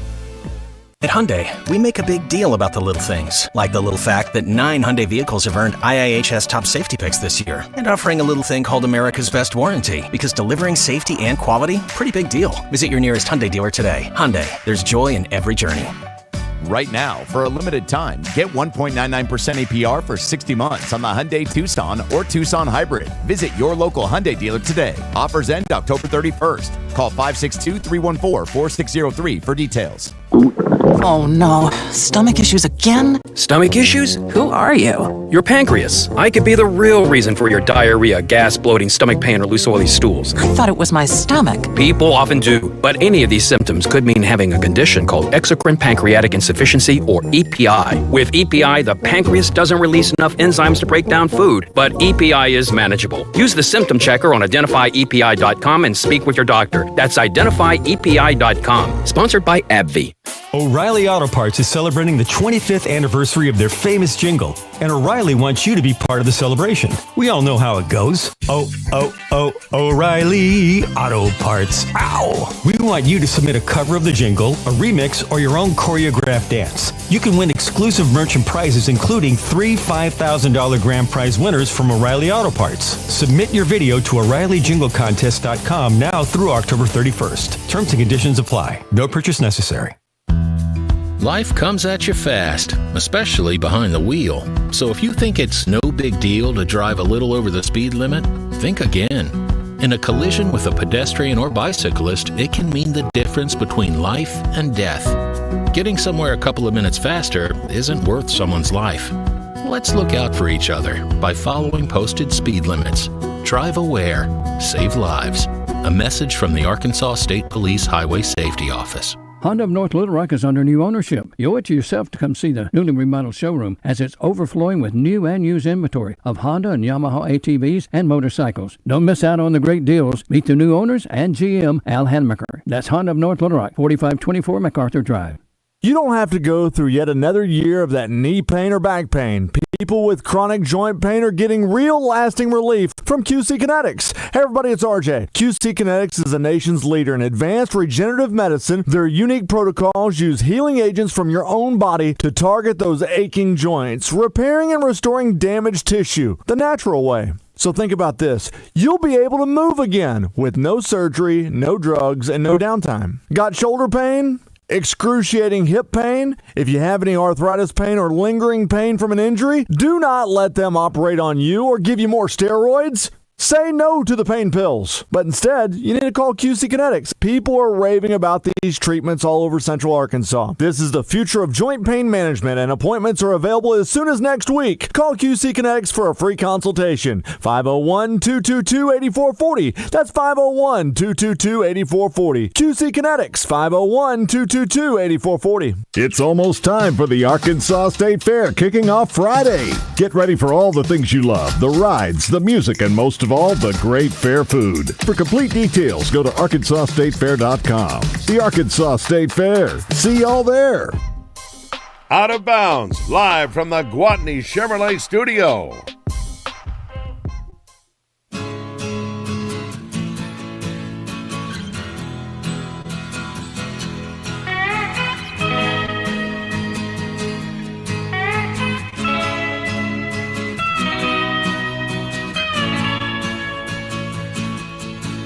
All right, over on the D3 Auto Sales text line. John in Conway says, beat Texas, then it's time to start talking playoffs.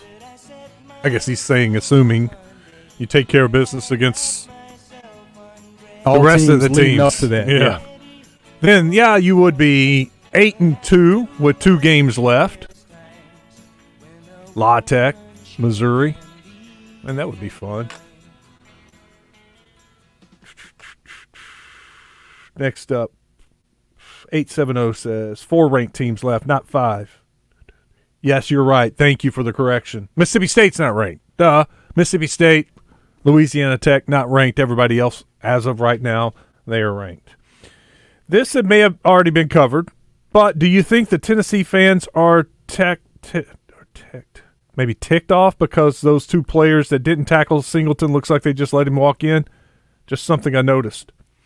I never did hear anything, and it's funny. Some fans let the announcers, the broadcasters, kind of help them form their own opinion. Mm-hmm. And right away, Herb Street pretty much said he didn't disagree with that call, thought that was the right move. So maybe there may be some Tennessee fans who are upset about it, but I haven't heard anything about it. I think it was probably the right decision and gave their offense, their team, the best chance to win that game. They got in position to score. It's Arkansas's defense that took that away from them. They got down the field, and they used the clock in a certain way. They had a chance. Where were they, about the 35, 40? I thought they were closer than that, and, again, on that third down, you're working with limited time.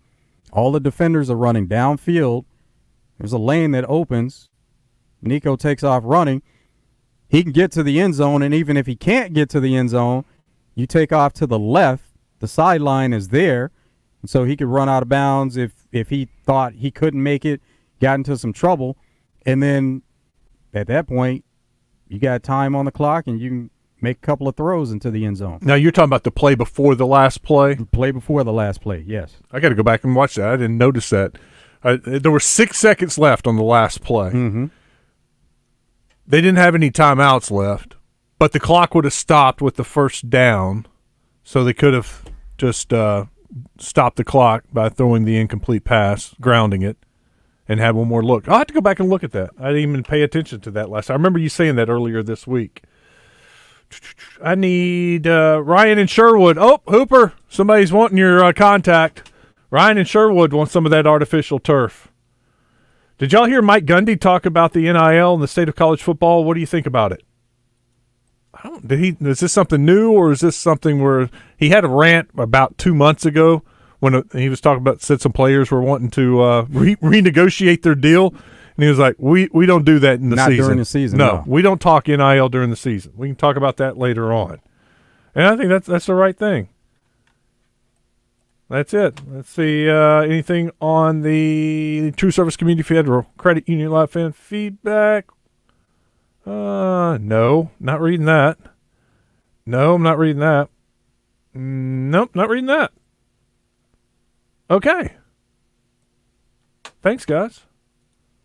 All right, coming up on the show tomorrow, we are going to talk with Lee Sterling at 1:30. He's got some picks for us.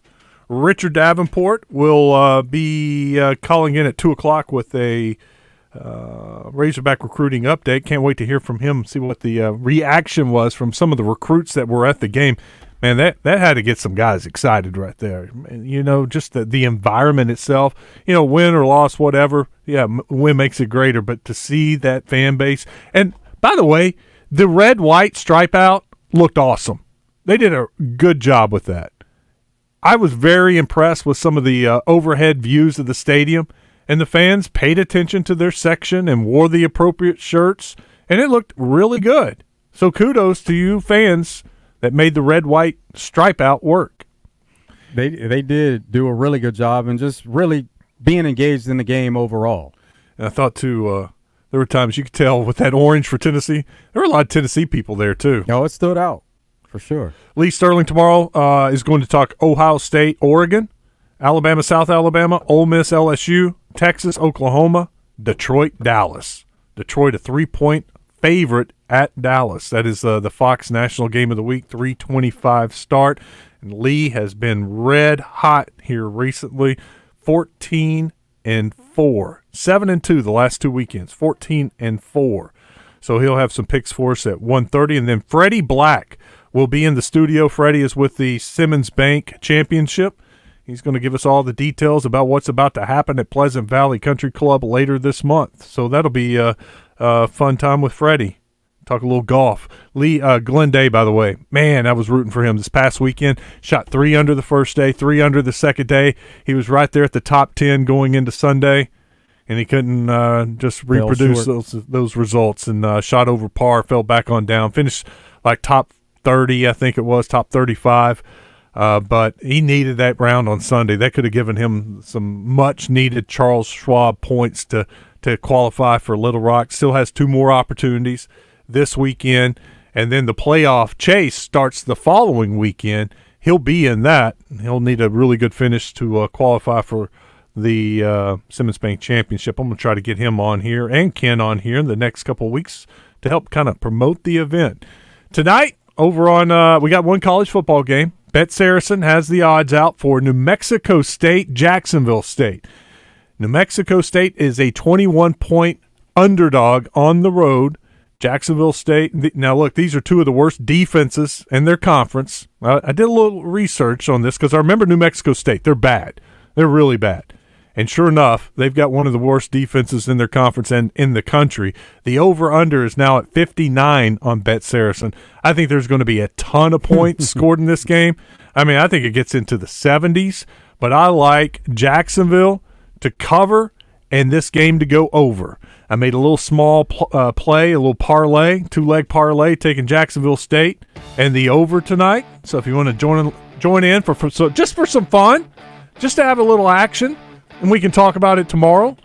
Y'all can rip me a new one if I'm wrong, or we can have a ice-cold Coca-Cola with our winnings tomorrow. That's the way to go there. Good day today. That was a lot of fun. Tomorrow's going to be even better. Because it's Thursday. We're almost there. And then you never know. Friday just going to roll right on by. Be an easy Friday. It always does. Joe, have a great night tonight. You too. We'll do it again tomorrow. Thank you for enjoy some baseball tonight. Yeah. Game 1 right now. Got Tigers still leading 2-0, 3 more to go. Stick around. We're done. Drive Time Sports is coming up next.